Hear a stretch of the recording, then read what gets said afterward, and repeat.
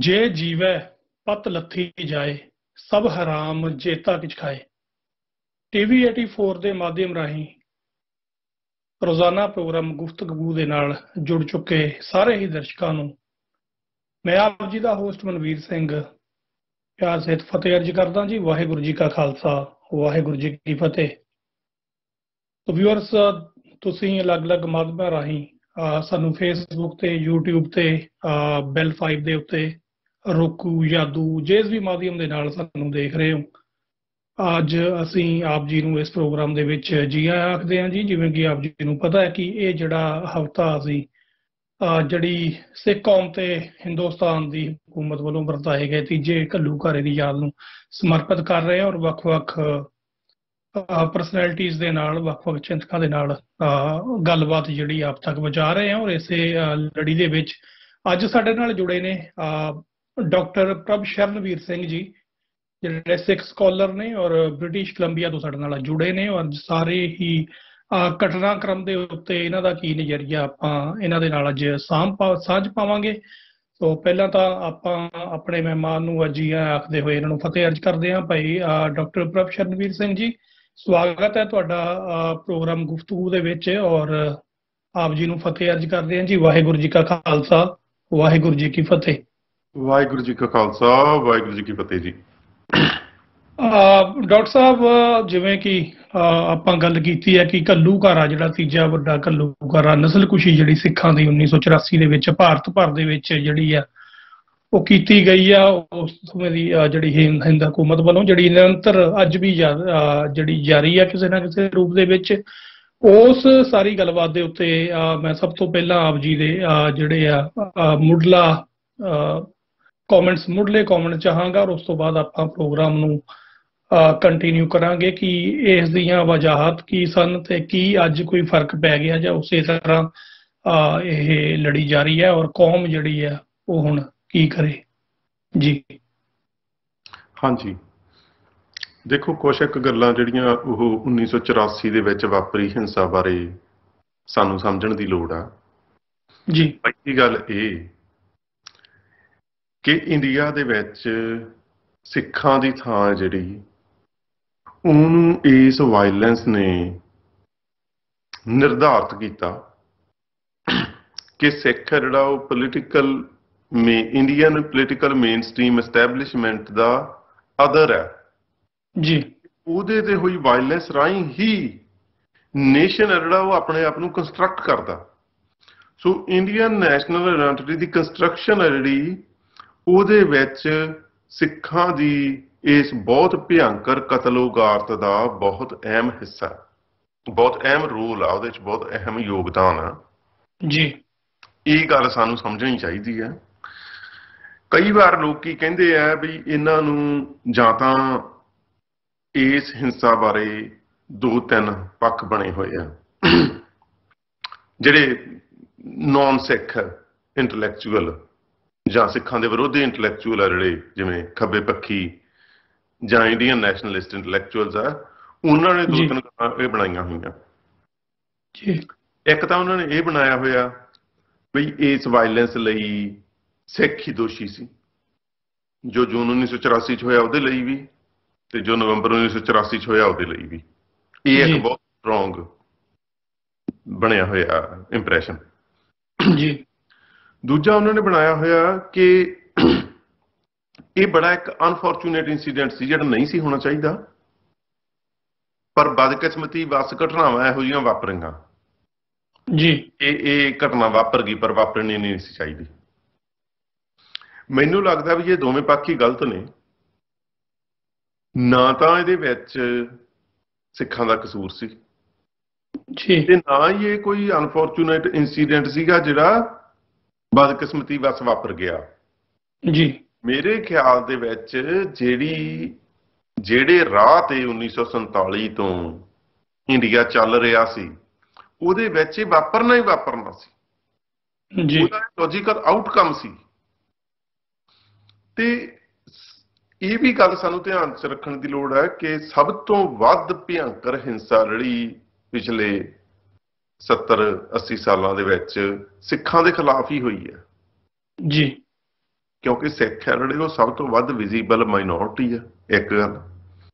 ਦੂਜੀ ਗੱਲ ਵੀ ਜਿਹੜੀ ਸਿੱਖਾਂ ਦਾ ਇਤਿਹਾਸ ਹੈ ਉਹ ਇਸ ਗੱਲ ਦਾ ਗਵਾਹ ਹੈ ਕਿ ਵੱਡੀਆਂ ਵੱਡੀਆਂ ਹਕੂਮਤਾਂ ਜਿਹੜੀਆਂ ਉਹ ਸਿੱਖਾਂ ਨੇ ਉਹਨਾਂ ਦੀਆਂ ਜੜ੍ਹਾਂ ਹਿਲਾਈਆਂ ਹੋਈਆਂ ਇਤਿਹਾਸ ਦੇ ਵਿੱਚ ਜੀ। ਇਸ ਕਰਕੇ ਇੰਡੀਅਨ ਐਸਟੈਬਲਿਸ਼ਮੈਂਟ ਦੀ ਇਹ ਇੱਕ ਅਨਸਪੋਕਨ ਅੰਡਰਸਟੈਂਡਿੰਗ ਸੀ ਕਿ ਜਿੰਨਾ ਚਿਰ ਅਸੀਂ ਸਿੱਖਾਂ ਨੂੰ ਪੂਰੀ ਤਰ੍ਹਾਂ ਦਬਾ ਨਹੀਂ ਲੈਂਦੇ ਰਾਜਨੀਤਿਕ ਤੌਰ ਤੇ, ਮਾਨਸਿਕ ਤੌਰ ਤੇ ਸੱਭਿਆਚਾਰਕ ਤੌਰ ਤੇ, ਉਨਾ ਚਿਰ ਇੰਡੀਆ ਦੇ ਵਿੱਚ ਸਾਡਾ ਰਾਜ ਜਿਹੜਾ ਉਹ ਪੱਕੇ ਪੈਰੀ ਨਹੀਂ ਹੋ ਸਕਦਾ।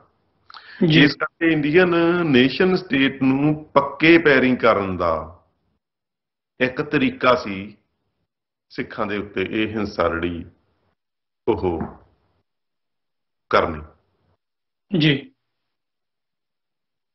ਇੱਥੇ ਸਵਾਲ ਇਹ ਉੱਠਦਾ ਕਿ ਜਿਹੜਾ ਇਹਨਾਂ ਦਾ ਰੋਡ ਮੈਪ ਆ ਜਿਹਦਾ ਤੁਸੀਂ ਜ਼ਿਕਰ ਕੀਤਾ ਕਿ ਉਹਦੇ ਵਿੱਚ ਇਹ ਆ, ਇਹ ਜਿਹੜਾ ਰੋਡ ਮੈਪ ਆ ਇਹਨੂੰ ਤੁਸੀਂ ਕੀ ਸਮਝਦੇ ਹੋ ਕਿ 1947 ਤੋਂ ਕਿਸ ਕਾਰਨਾਂ ਕਰਕੇ ਸ਼ੁਰੂ ਹੋਇਆ, ਕਿੱਥੇ ਤੱਕ ਉਹਨਾਂ ਨੇ ਅਚੀਵ ਕੀਤਾ ਤੇ ਕਿੱਥੇ ਤੱਕ ਹੋਰ ਜਿਹੜਾ ਉਹਨੂੰ ਪਹੁੰਚਾਉਣਾ ਚਾਹੁੰਦੇ ਨੇ ਇਸ ਸਟੇਟ ਨੂੰ ਅਖੌਤੀ ਡੈਮੋਕ੍ਰੇਸੀ ਦੇ ਲਵਾਜੇ ਦੇ ਥੱਲੇ? ਦੇਖੋ, ਜਿਹੜੀ ਇਹਦੇ ਵਿੱਚ ਜਿਹੜਾ ਮੇਨ ਇਸ਼ੂ ਹੈ ਉਹ ਹੈਗਾ ਇਸ਼ੂ ਸਿੱਖ ਆਇਡੈਂਟੀਟੀ ਦਾ। ਪ੍ਰੋਬਲਮ ਹੈ ਜਿਹੜੀ ਉਹ ਜਿਹੜੀਆਂ ਜਿਵੇਂ ਉੱਪਰੋਂ ਦੇਖਿਆ ਤਾਂ ਐਂ ਲੱਗਦਾ ਵੀ ਪਹਿਲਾਂ ਗੱਲ ਸ਼ੁਰੂ ਹੋਈ ਪੋਲੀਟੀਕਲ ਡਿਮਾਂਡਸ ਤੋਂ, ਪਹਿਲਾਂ ਪੰਜਾਬੀ ਸੂਬਾ ਅਨੰਦਪੁਰ ਸਾਹਿਬ ਦਾ ਮਸਾ ਤੇ ਉਹ ਗੱਲ ਵੱਧ ਗਈ, ਪਰ ਗੱਲ ਇਹ ਨਹੀਂ ਗੀ। ਅਸਲ ਦੇ ਵਿੱਚ ਇਸ਼ੂ ਹੈ ਜਿਹੜਾ ਉਹ ਸਿੱਖ ਆਇਡੈਂਟੀਟੀ ਦਾ। ਇੰਡੀਅਨ ਐਸਟੈਬਲਿਸ਼ਮੈਂਟ ਤੇ ਇੰਡੀਆ ਦੀ ਜਿਹੜੀ ਹਿੰਦੂ ਐਸਟੈਬਲਿਸ਼ਮੈਂਟ ਹੈ ਉਹ ਇਹ ਚਾਹੁੰਦੀ ਹੈ ਵੀ ਸਿੱਖਾਂ ਦੀ ਵੱਖਰੀ ਆਇਡੈਂਟੀਟੀ ਹੈ ਜਿਹੜੀ ਉਹ ਖਤਮ ਹੋਵੇ ਤੇ ਉਹ ਹਿੰਦੂਇਜ਼ਮ ਦੇ ਵਿੱਚ ਜਜ਼ਬ ਹੋ ਜਾਵੇ। ਉਹਦੇ ਲਈ ਉਹਨਾਂ ਨੇ ਤਰ੍ਹਾਂ ਦੇ ਤਰੀਕੇ ਆ ਜਿਹੜੇ ਉਹ 1947 ਤੋਂ ਤੁਰੰਤ ਬਾਅਦ ਹੀ ਵਰਤਣੇ ਸ਼ੁਰੂ ਕਰ ਦਿੱਤੇ ਸੀ। ਉਹਨਾਂ ਦੇ ਵਿੱਚ ਇੱਕ ਗੱਲ ਜਿਹੜੀ ਸਰਦਾਰ ਕਪੂਰ ਸਿੰਘ ਨੇ ਲਿਖੀ ਹੈ ਕਿ 1955 ਦੇ ਵਿੱਚ ਜਲੰਧਰ ਮਿਊਨਿਸਪਲ ਕੌਂਸਲ ਨੇ ਮਤਾ ਪਾਇਆ ਕਿ ਪੰਜਾਬੀ ਨਹੀਂ ਪੜ੍ਹਾਈ ਜਾਊਗੀ ਸਕੂਲਾਂ 'ਚ ਉੱਥੇ। ਇਹ ਇੱਕ ਤਰੀਕਾ ਸੀਗਾ। ਉਹਦੇ ਖਿਲਾਫ ਜਿਹੜੀ ਸਿੱਖਾਂ ਦੀ ਰੈਜ਼ਿਸਟੈਂਸ ਉੱਠੀ, ਸਿੱਖ ਆਇਡੈਂਟੀਟੀ ਨੂੰ ਖਤਮ ਕਰਨ ਦੀਆਂ ਸਾਜ਼ਿਸ਼ਾਂ ਦੇ ਖਿਲਾਫ ਜਿਹੜੀ ਸਿੱਖ ਰੈਜ਼ਿਸਟੈਂਸ ਉੱਠੀ, ਉਹਦੇ ਰਿਸਪੌਂਸ ਦੇ ਵਿੱਚ ਸਟੇਟ ਨੇ ਇਹ ਜਿਹੜੀ ਇਨਹਿਊਮਨ ਵਾਇਲੈਂਸ ਕੀਤੀ ਤੇ ਉਹਦੇ ਵਿੱਚੋਂ ਹੀ 84 ਵਾਪਰਿਆ। ਤੇ ਉਹਦੇ ਵਿੱਚ ਹੁਣ ਜਿਹੜੀ ਅੱਜ ਸਿਚੁਏਸ਼ਨ ਹੈ ਉਹਦੇ 'ਚ ਇਹ ਹੈ ਵੀ ਸਿੱਖ ਪਛਾਣ ਹੈ ਜਿਹੜੀ ਉਹ ਹੋਰ ਤਾਕਤਵਰ ਹੋਈ ਹੈ, ਉਹ ਉੱਭਰ ਕੇ ਸਾਹਮਣੇ ਆਈ ਹੈ, ਜਿਵੇਂ ਪਹਿਲਾਂ ਵੀ ਸਾਡੇ ਘੱਲੂਘਾਰਿਆਂ ਦੇ ਵਿੱਚੋਂ ਹੁੰਦਾ ਆਇਆ ਕਿ ਸਿੱਖ ਹੋਰ ਤਾਕਤਵਰ ਹੋ ਕੇ ਉੱਭਰਦੇ ਸੀਗੇ। ਪਰ ਇਹਦੀ ਥੋੜੀ ਜਿਹੀ ਜਿਹੜੀ ਸਾਨੂੰ ਗੱਲ ਸਮਝਣ ਦੀ ਲੋੜ ਆ ਉਹ ਇਹ ਹੈ ਵੀ ਕਈ ਵਾਰੀ ਕੀ ਹੁੰਦਾ ਕਿ ਕੌਮਾਂ ਦੇ ਉੱਤੇ ਜਦੋਂ ਇਤਿਹਾਸਕ ਘੱਲੂਘਾਰੇ ਵਾਪਰਦੇ ਆ ਉਹ ਉਹਨਾਂ ਦੀ ਰੂਹ ਦੇ ਉੱਤੇ ਨਾ ਬਹੁਤ ਡੂੰਘੇ ਜ਼ਖਮ ਛੱਡ ਜਾਂਦੇ ਆ ਜੀ, ਤੇ ਉਹ ਜ਼ਖਮ ਫਿਰ ਬਹੁਤ ਦੇਰ ਤੱਕ ਰਿਸਦੇ ਵੀ ਰਹਿੰਦੇ ਆ ਤੇ ਉਸ ਕੌਮ ਦਾ ਇਤਿਹਾਸ ਦੇ ਵਿੱਚ ਵਿਚਰਨ ਦਾ ਅੰਦਾਜ਼ ਹੈ ਉਹਨੂੰ ਵੀ ਪ੍ਰਭਾਵਿਤ ਕਰਦੇ ਰਹਿੰਦੇ ਆ ਜੀ। ਇਹ ਗੱਲ ਬਹੁਤ ਜ਼ਿਆਦਾ ਸਮਝਣ ਵਾਲੀ ਹੈ। ਇਹ ਭਾਵੇਂ ਇਸ ਘੱਲੂਘਾਰੇ ਨੂੰ ਵਾਪਰੇ ਨੂੰ ਕਾਫੀ ਲੰਮਾ ਸਮਾਂ ਹੋ ਗਿਆ ਜੀ, 37ਵਾਂ ਸਾਲ ਜਿਹੜਾ ਆਪਾਂ ਇਹਨੂੰ ਯਾਦ ਕਰ ਰਹੇ ਹਾਂ, 37 ਸਾਲ ਹੋ ਗਏ, ਪਰ ਮੇਰੇ ਖਿਆਲ ਦੇ ਵਿੱਚ ਸਮੂਹਕ ਤੌਰ ਤੇ ਅਸੀਂ ਇਹ ਗੱਲ ਹਜੇ ਵਿਚਾਰੀ ਨਹੀਂ ਕਿ ਐਡੇ ਵੱਡੇ ਜ਼ਖਮ ਜਿਹੜੇ ਜਿਵੇਂ ਹੁਣ ਸਾਡੇ ਪੈਰ ਦੇ ਵਿੱਚ ਕੰਡਾ ਖੁੱਭ ਜਾਵੇ ਜੀ, ਉਹਦੇ ਨਾਲ ਸਾਡੀ ਤੋਰ ਬਦਲ ਜਾਂਦੀ ਹੈ, ਨਹੀਂ ਤੁਰਿਆ ਜਾਂਦਾ। ਉਵੇਂ ਹੀ ਜਿਹੜੇ ਐਡੇ ਵੱਡੇ ਜ਼ਖਮ ਹੈ ਕਿਸੇ ਕੌਮ ਦੀ ਰੂਹ ਤੇ ਲੱਗੇ ਉਹ ਵੀ ਉਹਦੇ ਇਤਿਹਾਸ 'ਚ ਵਿਚਰਨ ਦਾ ਅੰਦਾਜ਼ ਬਦਲ ਦਿੰਦੇ ਆ, ਉਹਦੀ ਇਤਿਹਾਸਕ ਚਾਲ ਨੂੰ ਬਦਲ ਦਿੰਦੇ ਆ। ਕਈ ਵਾਰੀ ਉਹ ਚਾਲ ਦੇ ਵਿੱਚ ਆਇਆ ਬਦਲਾਅ ਜਿਹੜਾ ਉਹ ਪੋਜ਼ਿਟਿਵ ਹੁੰਦਾ, ਵਧੀਆ ਹੁੰਦਾ। ਜਿਵੇਂ ਕਈ ਵਾਰੀ ਇਹੋ ਜਿਹੇ ਜ਼ਖਮ ਜਿਹੜੇ ਉਹ ਰੋਹ ਨੂੰ ਜਗਾਉਣ ਦਾ ਕੰਮ ਕਰਦੇ ਆ, ਉਹਦੇ ਨਾਲ ਰੋਹ ਜਾਗਦਾ ਤੇ ਉਹਦੇ ਨਾਲ ਸੰਘਰਸ਼ ਆ ਜਿਹੜਾ ਹੋਰ ਬੁਲੰਦੀ ਵੱਲ ਨੂੰ ਵੱਧਦਾ, ਜਿਵੇਂ 1984 ਤੋਂ ਬਾਅਦ ਹੋਇਆ ਜੀ। ਤੇ 18ਵੀਂ ਸਦੀ ਦਾ ਇਤਿਹਾਸ ਵੀ ਇਸ ਗੱਲ ਦਾ ਗਵਾਹ ਹੈ। 18ਵੀਂ ਸਦੀ ਦੇ ਵਿੱਚ ਜਿਹੜੇ ਘੱਲੂਘਾਰੇ ਵਾਪਰੇ ਉਹਨਾਂ ਨੇ ਵੀ ਉਸ ਵੇਲੇ ਚੱਲ ਰਹੇ ਪੰਥਕ ਸੰਘਰਸ਼ ਨੂੰ ਹੋਰ ਬੁਲੰਦੀ ਵੱਲ ਨੂੰ ਤੋਰਿਆ ਜੀ, ਤੇ ਉਹਦੇ ਵਿੱਚੋਂ ਹੀ ਬਾਅਦ ਦੇ ਵਿੱਚ ਸਿੱਖ ਰਾਜ ਜਿਹੜਾ ਉਹ ਸਥਾਪਿਤ ਹੋਇਆ ਜੀ। पर कई वारी ਇਹੋ ਜਿਹੇ ਜ਼ਖਮ ਆ ਜਿਹੜੇ ਉਹ ਕੌਮ ਨੂੰ ਉਹਦੀ ਇਤਿਹਾਸਕ ਚਾਲ ਨੂੰ ਵਿਗਾੜ ਵੀ ਦਿੰਦੇ ਆ, ਉਹਦੇ ਤੇ ਨਾ ਪੱਖੀ ਪ੍ਰਭਾਵ ਵੀ ਪਾ ਦਿੰਦੇ ਆ। ਜਿਵੇਂ ਜਿਹੜਾ ਪੰਥਕ ਸੰਘਰਸ਼ ਖਤਮ ਹੋਣ ਤੋਂ ਬਾਅਦ ਜਿਹੜਾ ਹਥਿਆਰਬੰਦ ਸੰਘਰਸ਼ ਹੈ ਜਿਹੜਾ ਉਹ ਮੱਠਾ ਪੈਣ ਤੋਂ ਬਾਅਦ 1992-93 ਤੋਂ ਸਿੱਖਾਂ ਦਾ ਇੱਕ ਬਹੁਤ ਵੱਡਾ ਹਿੱਸਾ ਜਿਹੜਾ ਉਹਦੀ ਸਮਝ ਇਹਨਾਂ ਘੱਲੂਘਾਰਿਆਂ ਪ੍ਰਤੀ ਤੇ ਸਿੱਖਾਂ ਦੀ ਰਾਜਨੀਤੀ ਪ੍ਰਤੀ ਤੇ ਸਿੱਖਾਂ ਦੇ ਭਵਿੱਖ ਪ੍ਰਤੀ ਭਾਰਤੀ ਮੁੱਖ ਧਾਰਾ ਸਿਆਸਤ ਤੇ ਖੱਬੇ ਪੱਖੀ ਸਿਆਸਤ ਤੋਂ ਪ੍ਰਭਾਵਿਤ ਹੋ ਗਈ ਜੀ। ਤੇ ਉਹਦੇ ਵਿੱਚ ਉਹਨਾਂ ਨੇ ਇਹ ਮੰਨ ਲਿਆ ਉਸ ਹਿੱਸੇ ਨੇ ਕਿ ਨਹੀਂ, ਜਿਹੜਾ ਖੱਬੇ ਪੱਖੀ ਤੇ ਭਾਰਤੀ ਸਟੇਟ ਦਾ ਜਿਹੜਾ ਪੱਖ ਹੈ ਜਿਹੜਾ ਕਿ ਲਗਭਗ ਇੱਕੋ ਜਿਹਾ ਹੀ ਹੈ ਜੀ, ਉਹ ਠੀਕ ਹੈ ਤੇ ਜਿਹੜਾ ਸਿੱਖਾਂ ਦਾ ਪੱਖ ਹੈ ਉਹ ਗਲਤ ਹੈ ਜੀ। ਤੇ ਇਹ ਪਿਛਲੇ 20-30 ਸਾਲਾਂ ਦੇ ਵਿੱਚ ਬਹੁਤ ਵੱਡੇ ਪੱਧਰ ਤੇ ਇਹ ਗੱਲ ਪ੍ਰਚਾਰੀ ਗਈ ਹੈ ਤੇ ਸਿੱਖਾਂ ਦੇ ਇੱਕ ਹਿੱਸੇ, ਸੋ ਮੈਂ ਇੱਥੇ ਇਹ ਗੱਲ ਬਹੁਤ ਧਿਆਨ ਦੇਣ ਦੀ ਲੋੜ ਹੈ ਵੀ ਇੱਕ ਹਿੱਸਾ ਕਹਿ ਰਹੇ ਹਾਂ, ਸਾਰੇ ਸਿੱਖਾਂ ਦੇ ਵਿੱਚ ਪਿਛਲੇ 20 ਸਾਲਾਂ 'ਚ ਬਹੁਤ ਵੱਡੇ ਪੱਧਰ ਤੇ ਜਾਗਰਤੀ ਵੀ ਆਈ ਹੈ, ਬਹੁਤ ਵੱਡੇ ਪੱਧਰ ਤੇ ਆਪਦੀ ਜਿਹੜੀ ਕੌਮੀ ਆਜ਼ਾਦੀ ਖਾਲਿਸਤਾਨ ਦੀ ਪ੍ਰਾਪਤੀ ਵਾਸਤੇ ਬਹੁਤ ਵੱਡੀ ਅਵੇਅਰਨੈਸ ਵੀ ਆਈ ਹੈ ਦੇਸ਼ ਵਿਦੇਸ਼ ਦੇ ਵਿੱਚ, ਪੰਜਾਬ ਦੇ ਵਿੱਚ ਵੀ, ਬਾਹਰਲੇ ਮੁਲਕਾਂ ਦੇ ਵਿੱਚ ਵੀ। ਸੋ ਬਹੁਤ ਵੱਡਾ ਹਿੱਸਾ ਉਹ ਵੀ ਹੈਗਾ, ਪਰ ਉਸ ਬਹੁਤ ਵੱਡੇ ਹਿੱਸੇ ਦੀ ਜਿਹੜੀ ਉਹਦਾ ਓਨਾ ਜ਼ੋਰ ਨਹੀਂ ਬਣ ਰਿਹਾ ਜਿੰਨਾ ਬਣਨਾ ਚਾਹੀਦਾ, ਕਿਉਂਕਿ ਸਿੱਖਾਂ ਦਾ ਇੱਕ ਕਾਫੀ ਵੱਡਾ ਹਿੱਸਾ ਉਸ ਨੈਰੇਟਿਵ ਨਾਲ ਸਹਿਮਤ ਹੋ ਚੁੱਕਿਆ ਜਿਹਦੇ ਨਾਲ ਉਹਨੂੰ ਨਹੀਂ ਸੀ ਸਹਿਮਤ ਹੋਣਾ ਚਾਹੀਦਾ ਜੀ। ਉਹਦੇ ਕਾਰਨ ਕੀ ਜਿਹੜੀ ਸਾਡੇ ਸੰਘਰਸ਼ ਦੀ ਬੁਲੰਦੀ ਆ ਨਾ ਉਹਨੂੰ ਮੱਧਮ ਪਾਤਾ ਜੀ। ਹਾਂਜੀ, ਉਹਦੇ ਕਾਰਨ ਕੀ ਨੇ ਭਾਈ ਸਾਹਿਬ ਵੀ ਇੰਨੇ ਵੱਡੇ ਪੱਧਰ ਦੇ ਉੱਤੇ? ਕਿਉਂਕਿ ਜਦੋਂ ਇਹ ਨਸਲ ਘਾਤ ਹੋਇਆ ਤੇ ਉਹਨਾਂ ਨੇ ਕਿਸੇ ਦਾ ਇਹ ਨਹੀਂ ਵੇਖਿਆ ਕਿ ਇਹਦਾ ਪੋਲੀਟੀਕਲ ਬਲੀਫ ਕੀ ਹੈ, ਉਹਨਾਂ ਨੇ ਇਹ ਨਹੀਂ ਦੇਖਿਆ ਕਿ ਇਹ ਕਿਸੇ ਡਿਫਰੈਂਟ ਸੈਕਟ ਤੋਂ ਬਲੀਵ ਕਰਦੇ ਨੇ। ਮੇਰੇ ਕਹਿਣ ਤੋਂ ਭਾਵ ਆ ਕਿ ਉਹਨਾਂ ਨੇ ਇਹ ਨਹੀਂ ਦੇਖਿਆ ਕਿ ਇਹ ਨਾਮਧਾਰੀਏ ਨੇ ਜਾਂ ਰਾਧਾ ਸੁਆਮੀ ਨੇ ਜਾਂ ਕਿਸੇ ਹੋਰ ਡੇਰੇ ਤੋਂ ਬਿਲੋਂਗ ਕਰਦੇ ਨੇ, ਬਟ ਉਹਨਾਂ ਨੇ ਸਿਰਫ ਪਹਿਚਾਣ ਦੇਖੀ ਹੈ ਸਿੱਖਾਂ ਦੀ। ਇੱਕ ਕੜਾ, ਜੇ ਕਿਸੇ ਦੇ ਕੇਸ ਨਹੀਂ ਸੀ ਤੇ ਉਹਦਾ ਕੜਾ ਵੇਖਿਆ, ਤੇ ਜੇ ਜਿਹੜਾ ਕੇਸ ਦਾੜੀ ਜਿਹੜਾ ਪੂਰਨ ਸਿੱਖਿਆ ਉਹ ਤਾਂ ਦੂਰੋਂ ਨਜ਼ਰ ਆ ਹੀ ਜਾਂਦਾ ਨਾ।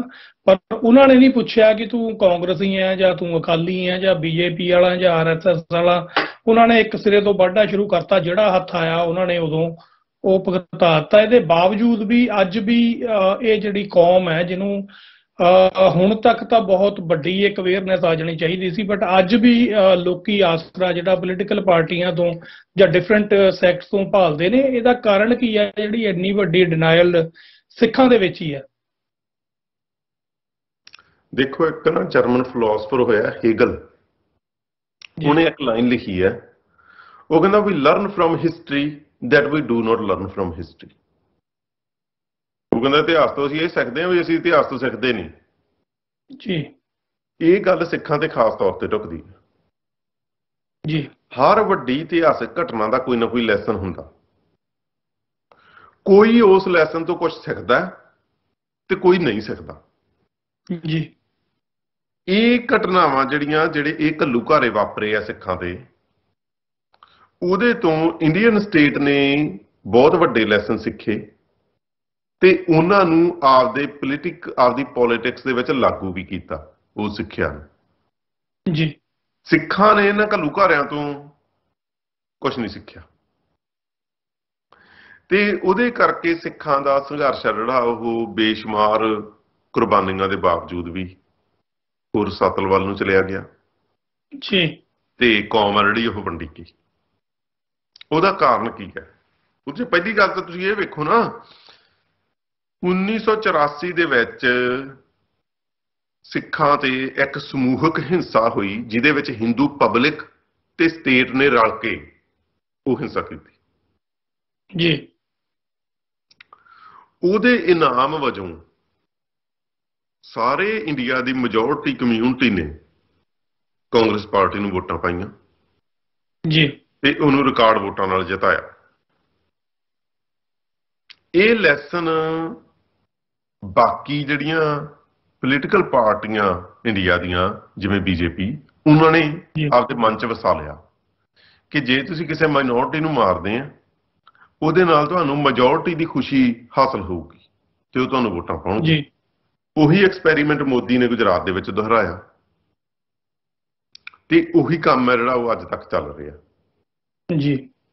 ਜਿਹੜੀ ਗੱਲ ਸਿੱਖਾਂ ਨੂੰ ਸਿੱਖਣੀ ਚਾਹੀਦੀ ਸੀ ਤੇ ਜਿਹੜੀ ਗੱਲ 47 'ਚ ਹੀ ਸਿੱਖ ਜਾਣੀ ਚਾਹੀਦੀ ਸੀ, 47 'ਚ ਇਹ ਲੈਸਨ ਮਿਲ ਗਿਆ ਸੀ, ਪਰ 47 'ਚ ਵੀ ਨਹੀਂ ਸਿੱਖੀ ਤੇ 84 'ਚ ਵੀ ਨਹੀਂ ਸਿੱਖੀ ਤੇ ਹੁਣ ਪੰਜਾਬ ਇੱਕ ਕੰਢੇ ਤੇ ਖੜਾ ਹੈ ਇਹੋ ਜੀ ਸਿੱਖਾਂ ਦੇ ਖਿਲਾਫ, ਇਹੋ ਜੀ ਮਾਸ ਵਾਇਲੈਂਸ ਤੇ ਜੀ। ਤੇ ਉਸ ਵਾਇਲੈਂਸ ਦੇ ਵਿਚਾਰਧਾਰਕ ਆਧਾਰ ਜਿਹੜੇ ਉਹ ਤਿਆਰ ਹੋ ਚੁੱਕੇ ਆ ਜੀ। ਬਸ ਸਿਰਫ ਇੱਕ ਜਿਹੜੀ ਮੌਕੇ ਤੇ ਚੰਗਿਆੜੀ ਦੀ ਲੋੜ ਹੁੰਦੀ ਹੈ, ਉਹ ਤਾਂ ਸਟੇਟ ਕਿਸੇ ਵੇਲੇ ਵੀ ਲਾ ਸਕਦੀ ਹੈ ਜੀ। ਲੰਮੀ ਗੱਲ ਤਾਂ ਜਿਹੜੀ ਔਖਾ ਕੰਮ ਤਾਂ ਮਾਹੌਲ ਤਿਆਰ ਕਰਨਾ ਹੁੰਦਾ ਜੀ। ਜਦੋਂ ਮਾਹੌਲ ਤਿਆਰ ਹੋ ਗਿਆ, ਜਦੋਂ ਬਰੂਦ ਇਕੱਠਾ ਹੋ ਗਿਆ, ਉਦੋਂ ਚੰਗਿਆੜੀ ਲਾਉਣ ਨੂੰ ਤਾਂ 1 ਮਿੰਟ ਹੀ ਲੱਗਦਾ ਜੀ। ਅੱਜ ਜਿਹੜੀ ਸਿੱਖਾਂ ਦੀ ਪੰਜਾਬ ਦੇ ਵਿੱਚ ਸਥਿਤੀ ਹੈ ਨਾ, ਉਹਦੇ ਤੋਂ ਇਹ ਦਿਸਦਾ ਕਿ ਆਉਣ ਵਾਲੇ 10-20 ਸਾਲਾਂ ਦੇ ਵਿੱਚ 47 ਤੇ 84 ਵਰਗੀ ਹਿੰਸਾ ਜਿਹੜੀ ਉਹ ਸਿੱਖਾਂ ਦੇ ਖਿਲਾਫ ਪੰਜਾਬ ਦੇ ਵਿੱਚ ਹੋਣੀ ਹੈ ਜੀ ਜੀ। ਹੁਣ ਇੱਕ ਮਿੰਟ, ਸਮੱਸਿਆ ਇਹਦੇ ਵਿੱਚ ਇਹ ਹੈ ਕਿ 1947 ਤੋਂ ਬਾਅਦ ਵੀ ਸਿੱਖ ਹੈ ਜਿਹੜੇ, ਉਹਨਾਂ ਦਾ ਐਟੀਟਿਊਡ ਬਦਲਿਆ ਨਹੀਂ, ਰਵੱਈਆ ਬਦਲਿਆ ਨਹੀਂ ਜੀ, ਤੇ 1984 ਤੋਂ ਬਾਅਦ ਵੀ ਨਹੀਂ ਬਦਲਿਆ। ਤੇ ਇਹ ਜਿਹੜੀ ਆਉਣ ਵਾਲੀ ਹੋਊਗੀ ਉਹਦੇ ਤੋਂ ਬਾਅਦ ਬਦਲੂਗਾ ਜਾਂ ਨਹੀਂ, ਉਹਦੇ ਬਾਰੇ ਮੈਂ ਨਹੀਂ ਕੁਝ ਕਹਿ ਸਕਦਾ। ਪਰ ਅਨਫੋਰਚੂਨੇਟ ਗੱਲ ਤਾਂ ਇਹ ਹੈ ਨਾ ਵੀ ਇਹਨੇ ਹੋਣਾ ਹੀ ਤਾਂ ਹੈ ਕਿਉਂਕਿ ਸਾਡਾ ਰਵੱਈਆ ਬਦਲਿਆ ਨਹੀਂ, ਅਸੀਂ ਉਹਨਾਂ ਘਟਨਾਵਾਂ ਤੋਂ ਕੁਝ ਸਿੱਖਿਆ ਨਹੀਂ। ਹਾਂਜੀ ਜੀ। ਭਾਈ ਸਾਹਿਬ, ਜਦੋਂ ਇਹ ਸਵਾਲ ਆਪਾਂ ਰੱਖਦੇ ਹਾਂ ਨਾ ਕਿ ਇਹ ਹਿੰਦੂਆਂ ਨੇ ਤੇ ਸਟੇਟ ਨੇ ਰਲ ਕੇ ਕੀਤਾ, ਤੇ ਅੱਗੇ ਇੱਕ ਕਾਊਂਟਰ ਕੁਐਸਚਨ ਰੱਖ ਦਿੱਤਾ ਜਾਂਦਾ ਕਿ ਨਹੀਂ ਜੀ, ਇਹ ਤਾਂ ਇੱਕ ਪਾਰਟੀ ਹੈ ਜਿਹੜੀ ਕਾਂਗਰਸ ਆ ਉਹਨੇ ਕੀਤਾ, ਸਟੇਟ ਦਾ ਇਹਦੇ 'ਚ ਹੋ ਸਕਦਾ ਚਲੋ ਉਹਨਾਂ ਦੀ ਉਹ ਸਰਕਾਰ ਸੀ, ਬਟ ਹਿੰਦੂਆਂ ਦਾ ਤਾਂ ਕੋਈ ਇਹਦੇ 'ਚ ਰੋਲ ਨਹੀਂ ਕਿਉਂਕਿ ਹਿੰਦੂਆਂ ਨੇ ਤਾਂ ਬਚਾਇਆ ਸਿੱਖਾਂ ਨੂੰ। ਇਸ ਤਰ੍ਹਾਂ ਦੇ ਜਿਹੜੇ ਕਾਊਂਟਰ ਕੁਐਸਚਨ ਕਰ ਦਿੱਤੇ ਜਾਂਦੇ ਨੇ, ਸੋ ਉਹਦੇ ਬਾਰੇ ਤੁਹਾਡਾ ਕੀ ਕਹਿਣਾ ਜੀ? ਨਹੀਂ, ਦੇਖੋ, ਜਿਹੜੀ ਪਹਿਲੀ ਤਾਂ ਗੱਲ ਇਹ ਹੈ ਵੀ ਜਿਹੜੀਆਂ ਜੇ ਤੁਸੀਂ ਰਿਪੋਰਟਸ ਪੜ੍ਹੋ ਉਸ ਵੇਲੇ ਦੀਆਂ, ਤੇ ਉਸ ਵੇਲੇ ਜਿਨ੍ਹਾਂ ਲੋਕਾਂ ਦੇ ਉੱਤੇ ਉਹ ਹਿੰਸਾ ਹੋਈ ਉਹਨਾਂ ਦੇ ਬਿਆਨ ਸੁਣੋ, ਉਹਨਾਂ ਦੀਆਂ ਇੰਟਰਵਿਊਆਂ ਸੁਣੋ, ਉਹਦੇ ਤੋਂ ਸਾਫ਼ ਪਤਾ ਲੱਗਦਾ ਕਿ ਅਕ੍ਰੋਸ ਦੀ ਪੋਲੀਟੀਕਲ ਸਪੈਕਟਰਮ ਲੋਕ ਸ਼ਾਮਲ ਸੀ, ਮੁਸਲਮਾਨ ਵੀ ਸ਼ਾਮਲ ਸੀ, ਇਕੱਲੇ ਹਿੰਦੂ ਨਹੀਂ, ਤੇ RSS ਦੇ ਬੰਦੇ ਵੀ ਵੱਡੇ ਪੱਧਰ ਤੇ ਸ਼ਾਮਲ ਸੀ, ਭਾਵੇਂ ਕਿ ਉਹ ਉਸ ਵੇਲੇ ਵੀ ਕਾਂਗਰਸ ਦੇ ਕੱਟੜ ਵਿਰੋਧੀ ਸੀ, ਪਰ ਇਸ ਸਿੱਖਾਂ ਦੇ ਖਿਲਾਫ ਕਤਲੋਗਾਰਤ ਦੇ ਵਿੱਚ ਉਹਨਾਂ ਨੇ ਭਰਵੇਂ ਰੂਪ ਦੇ ਵਿੱਚ ਸ਼ਮੂਲੀਅਤ ਕੀਤੀ। ਦੂਜੀ ਗੱਲ ਹੈ ਵੀ ਜਿਹੜੀ ਬਚਾਉਣ ਦੀ, ਉਹਨੂੰ ਨਾ ਬਹੁਤ ਵੱਡੇ ਪੱਧਰ ਤੇ ਵਧਾ ਚੜਾ ਕੇ ਪੇਸ਼ ਕੀਤਾ ਜਾਂਦਾ, ਉਹਨੂੰ ਐਗਜ਼ੈਜਰੇਟ ਕੀਤਾ ਜਾਂਦਾ।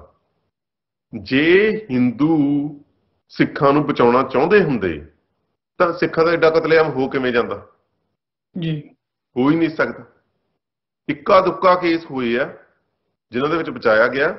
ਉਹਨਾਂ ਬਾਰੇ ਵੀ ਨਾ ਮੈਂ ਇੱਕ ਪੁਰਾਣੇ 1984 ਦੇ ਮੈਗਜ਼ੀਨ ਦੇ ਵਿੱਚੋਂ ਰਿਪੋਰਟਾਂ ਪੜ੍ਹ ਰਿਹਾ ਸੀ, ਤੇ ਉਹ ਕਿਸੇ ਬੰਦੇ ਨੇ ਇੱਕ ਰਿਪੋਰਟ ਲਿਖੀ, ਉਹ ਜਿਹੜੇ ਰਿਫਿਊਜੀ ਕੈਂਪ ਬਣੇ ਸੀ ਜਿੱਥੇ ਸਿੱਖ ਰਹਿ ਰਹੇ ਸੀਗੇ, ਉਸ ਤੋਂ ਬਾਅਦ 'ਚ ਉੱਥੇ ਜਾ ਕੇ ਉਹਨਾਂ ਨੇ ਲੋਕਾਂ ਨਾਲ, ਉਹਨੇ ਬੰਦੇ ਨੇ ਗੱਲਾਂ ਕੀਤੀਆਂ, ਤੇ ਜਿਨ੍ਹਾਂ ਦੇ ਖਿਲਾਫ, ਜਿਨ੍ਹਾਂ ਦੇ ਸਿੱਖਾਂ ਨਾਲ ਵੀ ਗੱਲਾਂ ਕੀਤੀਆਂ, ਤੇ ਜਿਹੜੇ ਸਿੱਖਾਂ ਦਾ ਕਤਲ ਕਰਨ ਵਾਲੇ ਸੀ ਉਹਨਾਂ ਨਾਲ ਵੀ ਉਹਨੇ ਗੱਲਾਂ ਕੀਤੀਆਂ, ਤੇ ਉਹਨੇ ਹੈਰਾਨੀਜਨਕ ਗੱਲ ਲਿਖੀ। ਉਹ ਕਹਿੰਦਾ ਵੀ ਜਿਹੜੇ ਹਿੰਦੂਆਂ ਨੇ ਕਿਸੇ ਆਪਦੇ ਆਂਢੀ ਗੁਆਂਢੀ ਸਿੱਖ ਨੂੰ ਬਚਾਇਆ ਵੀ ਹੈ ਨਾ, ਉਹਦੇ ਮਨ 'ਚ ਵੀ ਇਸ ਗੱਲ ਦੀ ਖੁਸ਼ੀ ਹੈ ਵੀ ਸਿੱਖਾਂ ਨਾਲ ਅਸੀਂ ਆਹ ਕੁਛ ਕੀਤਾ ਜੀ। ਇਹ ਗੱਲ ਕਿਸੇ ਹਿੰਦੂ ਨੇ ਹੀ ਲਿਖੀ ਹੈ, ਜਿਹਨੇ ਬਚਾਇਆ ਉਹਦੇ ਮਨ 'ਚ ਵੀ ਇਹ ਗੱਲ ਦੀ ਖੁਸ਼ੀ ਹੈ ਵੀ ਸਿੱਖਾਂ ਨਾਲ ਇਹ ਕੁਛ ਕੀਤਾ। ਸੋ ਅੰਦਰੋਂ ਲਗਭਗ ਸਾਰੇ ਸਿੱਖ ਹਿੰਦੂ ਆ ਜਿਹੜੇ ਉਹ ਇਸ ਗੱਲ ਤੇ ਖੁਸ਼ ਸੀ। ਤੇ 1984 ਤੋਂ ਬਾਅਦ ਜਿਹੜੀਆਂ ਨਵੰਬਰ ਤੋਂ ਬਾਅਦ ਜਿਹੜੀਆਂ ਵੋਟਾਂ ਪਈਆਂ ਨਾ, ਉਹ ਇਸ ਗੱਲ ਦੀ ਗਵਾਹੀ ਹੈ ਜੀ। ਸਾਰਾ ਮੁਲਕ ਇਹਦੇ ਸ਼ਾਮਲ ਸੀ ਜੀ। ਜੇ ਉਹ ਇੱਕ ਪਾਰਟੀ ਦਾ ਕੰਮ ਹੁੰਦਾ ਤੇ ਫਿਰ ਉਹ ਉਸ ਪਾਰਟੀ ਨੂੰ ਵੋਟਾਂ ਕਿਉਂ ਪਾਉਂਦੇ ਜੀ। ਸੋ ਇੱਥੇ ਭਾਈ ਸਾਹਿਬ ਇਹ ਵੀ ਸਵਾਲ ਜਿਹੜਾ ਕਰਨਾ ਬਣਦਾ ਕਿ ਜੇ ਇਹ ਸੱਚ ਹੈ ਜਿਹੜਾ ਤੁਸੀਂ ਦੱਸ ਰਹੇ ਹੋ ਕਿ ਵੋਟਾਂ ਮੈਜੋਰਟੀ ਦੇ ਵਿੱਚ ਪਈਆਂ ਤੇ ਵੱਡੀ ਸਰਕਾਰ ਬਣੀ ਹੈ, ਆਪਾਂ ਇੱਥੇ ਇਹ ਵੀ ਜ਼ਿਕਰ ਕੀਤਾ ਕਿ ਇਹ ਕਾਂਗਰਸ ਦੇ ਨਾਲ ਨਾਲ ਆਰਐਸਐਸ ਦੇ ਵੀ ਬੰਦੇ ਇਹਦੇ 'ਚ ਸ਼ਾਮਿਲ ਸੀ। ਤੇ ਦੂਜੇ ਪਾਸੇ ਅਸੀਂ ਪੰਜਾਬ ਦੇਖੀਏ, ਜਿਹੜਾ ਸਿੱਖਾਂ ਦਾ ਗੜ੍ਹ ਹੈ, ਉੱਥੇ ਉਦੋਂ ਦਾ ਹੀ ਜਿਹੜਾ ਜਾਂ ਤਾਂ ਕਾਂਗਰਸ ਦੀ ਸਰਕਾਰ ਬਣਦੀ ਹੈ ਤੇ ਜਾਂ ਫਿਰ ਬੀਜੇਪੀ ਦੀ ਬਣਦੀ ਰਹੀ ਹੈ ਅਕਾਲੀਆਂ ਦੇ ਨਾਲ ਰਲ ਕੇ। ਸੋ ਉੱਥੇ ਤਾਂ ਸਿੱਖ ਵਸੋਂ ਵੱਧ ਹੈ, ਉੱਥੇ ਫਿਰ ਇਹ ਸਰਕਾਰਾਂ ਜਿਹੜੀਆਂ ਇਹ ਕਿਉਂ ਵਾਰੀ-ਵਾਰੀ ਕਾਂਗਰਸ ਜਾਂ ਅਕਾਲੀ ਤੇ ਬੀਜੇਪੀ ਆਉਂਦੇ ਰਹੇ ਆ? ਦੇਖੋ, ਜਿਹੜੀ ਨਾ ਮੇਨ ਸਟ੍ਰੀਮ ਪੋਲਿਟਿਕਸ ਹੈ ਜਿਹੜੀ, ਉਹ ਤਾਂ ਹਰ ਥਾਂ ਦੇ ਉੱਤੇ ਚੱਲਣੀ ਹੀ ਹੁੰਦੀ ਹੈ ਜੀ। ਜਿੱਥੇ ਜਿੱਥੇ ਵੀ ਸੰਘਰਸ਼ ਚੱਲਦਾ, ਜਿਵੇਂ ਕਸ਼ਮੀਰ ਦੇ ਵਿੱਚ ਵੀ ਜਦੋਂ ਵੋਟਾਂ ਪੈਂਦੀਆਂ ਤਾਂ ਉਹ ਜਿਹੜੀਆਂ ਮੇਨ ਸਟ੍ਰੀਮ ਪੋਲੀਟੀਕਲ ਪਾਰਟੀਆਂ ਉਹਨਾਂ ਨੇ ਹੀ ਪਾਵਰ ਦੇ ਵਿੱਚ ਆਉਣਾ ਹੁੰਦਾ ਜੀ। ਤੇ ਪੰਜਾਬ ਦੇ ਵਿੱਚ ਵੀ ਇਹ ਹੈ। ਪੰਜਾਬ ਦੇ ਵਿੱਚ ਕੀ ਹੈ ਵੀ ਸਿੱਖ ਵਸੋਂ ਹੈ ਜਿਹੜੀ ਉਹ ਓਡੀ ਵੱਡੀ ਬਹੁ ਗਿਣਤੀ ਨਹੀਂ ਗੀ, ਖਾਸ ਕਰਕੇ ਜਿੱਡੀ ਵੱਡੀ ਕਸ਼ਮੀਰ ਦੇ ਵਿੱਚ ਹੈ। ਓਡੀ ਵੱਡੀ ਬਹੁ ਗਿਣਤੀ ਨਾ ਹੋਣ ਕਰਕੇ ਸਿੱਖ ਹੈ ਜਿਹੜੇ ਉਹ ਪਹਿਲਾਂ ਤਾਂ ਵੈਸੇ ਹੀ ਮਾਰਜਨਲਾਈਜ਼ਡ ਹੈ। ਦੂਜੀ ਗੱਲ ਵੀ ਸਿੱਖਾਂ ਦੇ ਵਿੱਚੋਂ ਵੀ ਜਿਹੜੀ ਸਿੱਖ ਹੱਕਾਂ ਦੀ ਗੱਲ ਕਰਨ ਵਾਲਾ ਧੜਾ ਉਹ ਜ਼ਿਆਦਾ ਮਾਰਜਨਲਾਈਜ਼ਡ ਹੈ ਜੀ। ਤੇ ਉਹਦੀ ਮੇਨ ਸਟ੍ਰੀਮ ਪੋਲੀਟੀਕਲ ਪ੍ਰੋਸੈਸ ਦੇ ਵਿੱਚ ਉਹੋ ਜਿਹੀ ਕੋਈ ਸੇ ਨਹੀਂ ਗੀ ਜੀ। ਹੁਣ ਜਿਹੜਾ 1984 ਤੋਂ ਬਾਅਦ ਸੰਘਰਸ਼ ਚੱਲਿਆ, ਉਹਦੇ ਵਿੱਚ ਪੈਂਤੜਾ ਇਹ ਲਿਆ ਗਿਆ ਕਿ ਵੋਟਾਂ ਦੇ ਵਿੱਚ ਪਾਰਟਿਸਿਪੇਟ ਨਹੀਂ ਕਰਨਾ ਚਾਹੀਦਾ ਜੀ। ਹੁਣ ਉਹਦੇ ਬਾਰੇ ਤਾਂ ਚਲੋ ਉਹ ਤਾਂ ਵੱਖਰਾ ਵਿਸ਼ਾ, ਕਦੇ ਫੇਰ ਗੱਲ ਹੋ ਸਕਦੀ ਹੈ। ਪਰ ਗੱਲ ਇਹ ਹੈ ਵੀ ਜਦੋਂ ਪੋਲੀਟੀਕਲ ਪ੍ਰੋਸੈਸ ਦੇ ਵਿੱਚੋਂ ਪਾਰਟਿਸਿਪੇਟ ਕਰਨਾ ਛੱਡਤਾ ਕੌਮ ਨੇ, ਤੇ ਫਿਰ ਉਹਦੇ ਵਿੱਚ ਰੈਪਰਜ਼ੈਂਟੇਸ਼ਨ ਤਾਂ ਫਿਰ ਕਾਹਦੀ ਹੋਣੀ ਹੈ? ਉਹ ਤਾਂ ਅੰਡਰਸਟੂਡ ਹੀ ਹੈ। ਜਿਹੜੀ ਕਿਸੇ ਵੀ ਖਿੱਤੇ ਦੇ ਵਿੱਚ ਲਾਈਫ ਦੀਆਂ ਜਿਹੜੀਆਂ ਲੋੜਾਂ ਹੁੰਦੀਆਂ ਉਹਨਾਂ ਨੇ ਤਾਂ ਬਰਕਰਾਰ ਹੀ ਰਹਿਣਾ ਹੁੰਦਾ ਨਾ।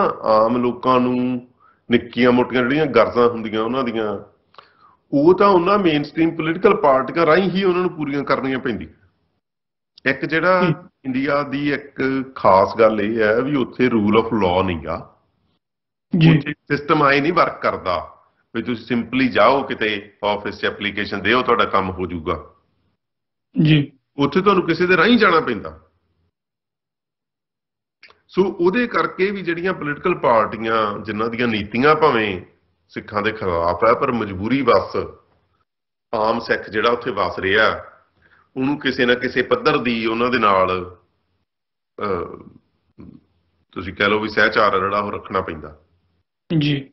ਹਾਂਜੀ ਜੀ। ਸੋ ਇੱਥੇ ਤੁਸੀਂ ਜਦੋਂ ਆਪਾਂ ਇਹ ਸਾਰੀ ਘਟਨਾਕ੍ਰਮ ਵੇਖਦੇ ਹਾਂ ਤੇ ਇਹਦੇ 'ਚ ਤੁਸੀਂ ਉਸ ਤੋਂ ਬਾਅਦ ਚਲੋ ਇੱਕ ਵਾਰ ਤਾਂ ਹੋ ਗਿਆ ਜਿਹੜਾ ਚੋਣਾਂ ਦਾ ਬਾਈਕਾਟ ਆ ਉਹਦੇ ਵੱਲ ਤੁਸੀਂ ਇਸ਼ਾਰਾ ਕੀਤਾ, ਚਲੋ ਹੋ ਗਿਆ। ਉਸ ਤੋਂ ਬਾਅਦ ਤੁਸੀਂ ਜਿਹੜਾ ਸਾਡੀਆਂ ਪੰਥਕ ਜਥੇਬੰਦੀਆਂ ਜਾਂ ਪੰਥਕ ਅਦਾਰੇ ਨੇ ਉਹਨਾਂ ਦਾ ਜਿਹੜਾ ਰੋਲ ਹੈ ਉਹ ਕੀ ਵੇਖਦੇ ਹੋ? ਕਿੰਨਾ ਕੁ ਉਹ ਨਿਭਾਇਆ ਜਾਣਾ ਚਾਹੀਦਾ ਸੀ, ਤੇ ਜੇ ਨਹੀਂ ਪੂਰੀ ਤਰ੍ਹਾਂ ਨਿਭਾਇਆ ਗਿਆ, ਜਿਵੇਂ ਸ਼੍ਰੋਮਣੀ ਕਮੇਟੀ ਦੀ ਵੀ ਆਪਾਂ ਇੱਥੇ ਗੱਲ ਥੋੜ੍ਹੀ ਜਿਹੀ ਕਰਾਂਗੇ। ਸਿੱਖਾਂ ਦੀ ਜਿਹੜੀ ਸਰਮੋਰ ਸੰਸਥਾ ਜਿਹਨੂੰ ਕਿਹਾ ਜਾਂਦਾ, ਗੁਰਦੁਆਰਿਆਂ ਦਾ ਪ੍ਰਬੰਧ ਉਹਨਾਂ ਦੇ ਕੋਲ ਆ, ਪਰ ਉਸ ਤਰ੍ਹਾਂ ਦੀ ਜਿਹੜੀ ਅਵੇਅਰਨੈਸ ਆ ਜਿਹੜੀ ਇੰਨੇ ਵੱਡੇ ਬਜਟ ਦੇ ਨਾਲ ਜਿਹੜੀ ਸਿੱਖਾਂ ਦੀ ਸੰਸਥਾ ਜਿਹਨੂੰ ਉਹ ਕੰਮ ਕਰਨੇ ਚਾਹੀਦੇ ਸੀ ਉਹ ਨਹੀਂ ਹੋ ਸਕੇ, ਬਲਕਿ ਉਹਨਾਂ ਦਾ ਜਿਹੜਾ ਕੰਮ ਆ ਉਹ ਤਾਂ ਪੁੱਠੇ ਪਾਸੇ ਨੂੰ ਚੱਲ ਪਿਆ।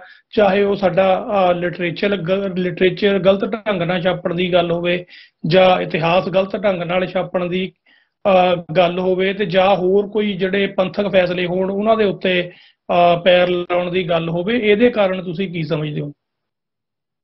ਦੇਖੋ, ਜਿਹੜੀ ਨਾ ਇਹ ਸਾਰੀ ਜਿਹੜੀ ਸੰਘਰਸ਼ ਦੀ ਹਾਰ ਹੋਈ ਹੈ ਉਹਦੇ ਤੋਂ ਬਾਅਦ ਅਕਾਲੀ ਦਲ ਬਾਦਲ ਨੇ ਆਪਦਾ ਸਟਾਂਸ ਆ ਜਿਹੜਾ ਉਹ ਬਦਲਿਆ। ਪਹਿਲਾਂ ਜਿਹੜਾ ਸ਼੍ਰੋਮਣੀ ਅਕਾਲੀ ਦਲ ਹੈ ਉਹਦਾ ਸਟਾਂਸ ਇਹ ਸੀਗਾ ਕਿ ਸਿੱਖਾਂ ਨਾਲ ਡਿਸਕ੍ਰਿਮੀਨੇਸ਼ਨ ਹੁੰਦੀ ਹੈ ਇੰਡੀਆ 'ਚ, ਤੇ ਸਿੱਖਾਂ ਨੂੰ ਸਿੱਖਾਂ ਦੇ ਹੱਕ ਮਿਲਣੇ ਚਾਹੀਦੇ ਆ। ਜਿਵੇਂ ਧਰਮ ਯੁੱਧ ਮੋਰਚਾ ਜਾਂ ਪੰਜਾਬੀ ਸੂਬਾ ਮੋਰਚਾ ਅਕਾਲੀ ਦਲ ਦੀ ਮੁੱਖ ਭੂਮਿਕਾ ਸੀ ਉਹਦੇ 'ਚ, ਤੇ ਉਹ ਦੋਵੇਂ ਲਹਿਰਾਂ ਜਿਹੜੀਆਂ ਉਹਨਾਂ ਦਾ ਮੁੱਖ ਮਸਲਾ ਇਹੀ ਸੀ ਕਿ ਸਿੱਖਾਂ ਨਾਲ ਇੰਡੀਆ ਦੇ ਵਿੱਚ ਡਿਸਕ੍ਰਿਮੀਨੇਸ਼ਨ ਹੁੰਦੀ ਹੈ, ਨਹੀਂ ਹੋਣੀ ਚਾਹੀਦੀ, ਤੇ ਪੰਜਾਬ ਨੂੰ ਐਜ਼ ਏ ਸੂਬੇ ਵਜੋਂ ਵੱਧ ਅਧਿਕਾਰ ਮਿਲਣੇ ਚਾਹੀਦੇ ਆ। ਤੇ ਸੰਘਰਸ਼ ਦੀ ਹਾਰ ਤੋਂ ਬਾਅਦ 93 ਤੋਂ ਬਾਅਦ ਅਕਾਲੀ ਦਲ ਦੇ ਵਿੱਚ ਇੱਕ ਬਹੁਤ ਵੱਡਾ ਮੋੜ ਆਇਆ। ਉਹ ਇਹ ਸੀਗਾ ਕਿ ਜੋ ਵੀ ਇੰਡੀਅਨ ਐਸਟੈਬਲਿਸ਼ਮੈਂਟ ਕਹਿੰਦੀ ਹੈ ਉਵੇਂ ਹੀ ਅਸੀਂ ਚੱਲਣਾ, ਜਿਵੇਂ ਵੀ ਉਹ ਕਹਿਣਗੇ, ਜੋ ਵੀ ਕਹਿਣਗੇ ਉਵੇਂ ਹੀ ਕਰੀ ਜਾਣਾ, ਬਸ ਉਹ ਸਾਨੂੰ ਰਾਜ ਕਰਨ ਦੇ, ਜੀ ਸਾਡੀ ਸਰਕਾਰ ਨਾ ਭੰਗ ਕਰਨ।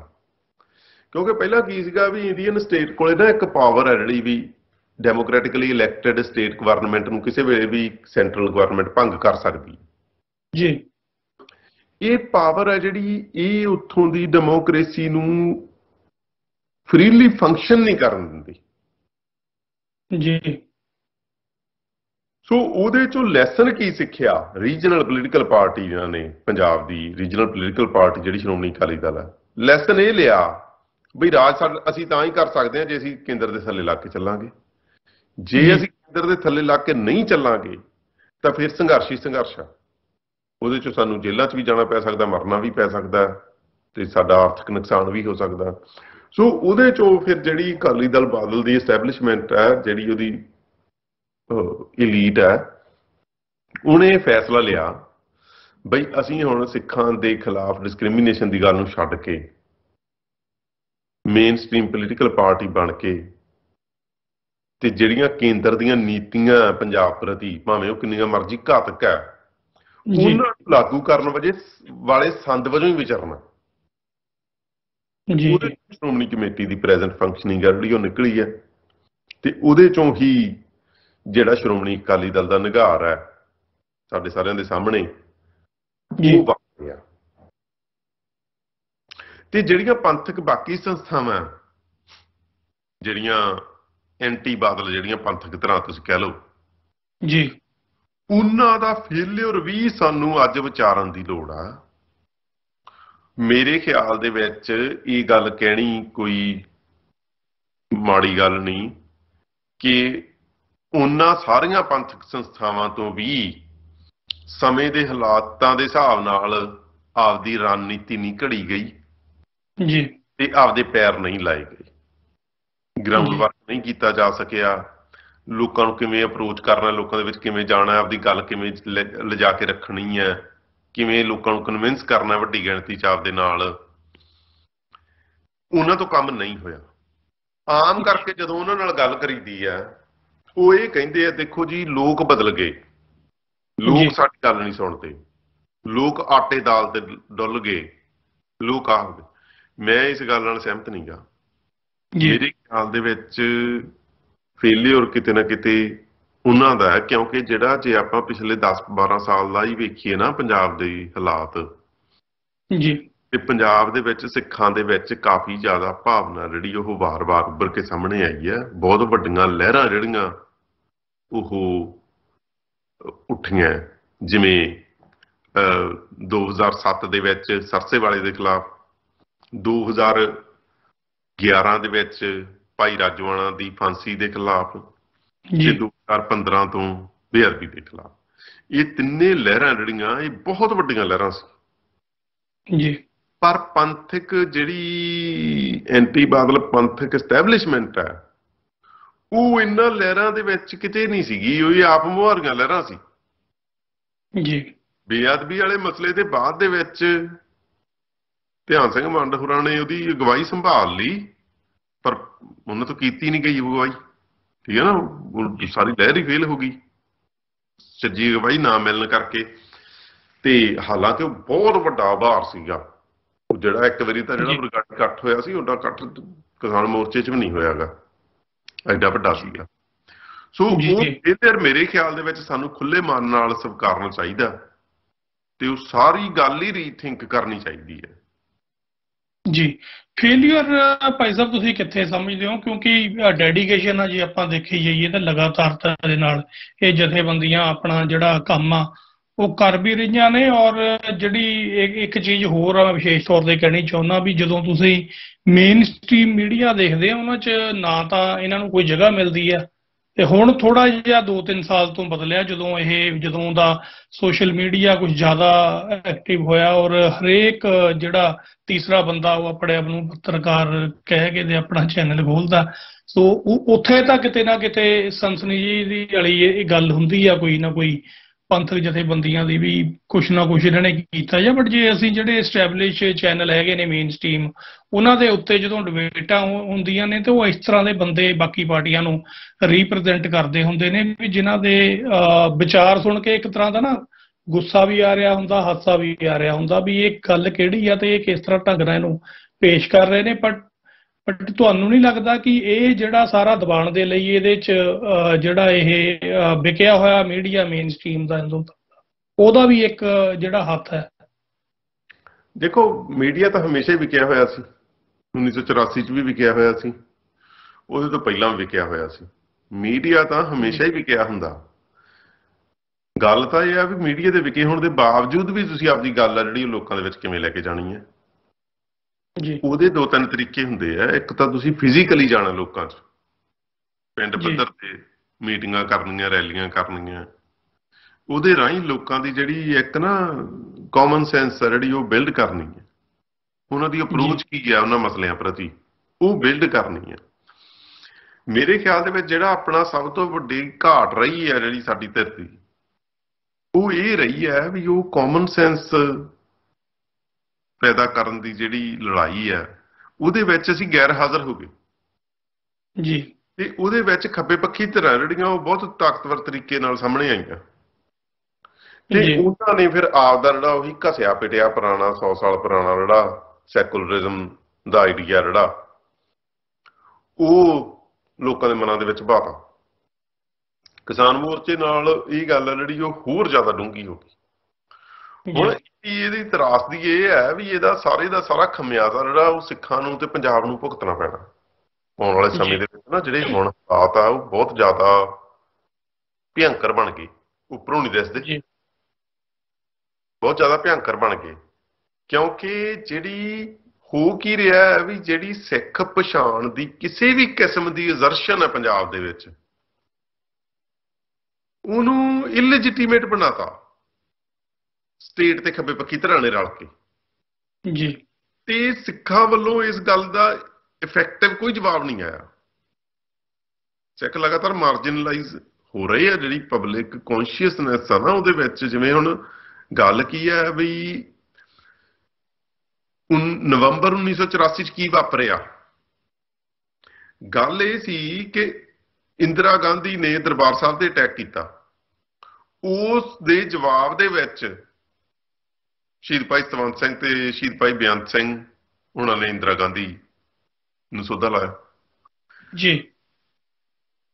ਜਿਹੜੀ ਉਸ ਤੋਂ ਬਾਅਦ 'ਚ ਹਿੰਸਾ ਵਾਪਰੀ ਉਹਦਾ ਮਤਲਬ ਇਹ ਸੀ ਸਾਨੂੰ ਇਹ ਦੱਸਣਾ ਕਿ ਅਸੀਂ ਤੁਹਾਡੇ ਨਾਲ ਜੋ ਮਰਜ਼ੀ ਕਰੀਏ, ਤੁਹਾਡਾ ਕੋਈ ਹੱਕ ਨਹੀਂ ਕਿ ਤੁਸੀਂ ਉਹਦਾ ਜਵਾਬ ਦਿਓ ਜੀ।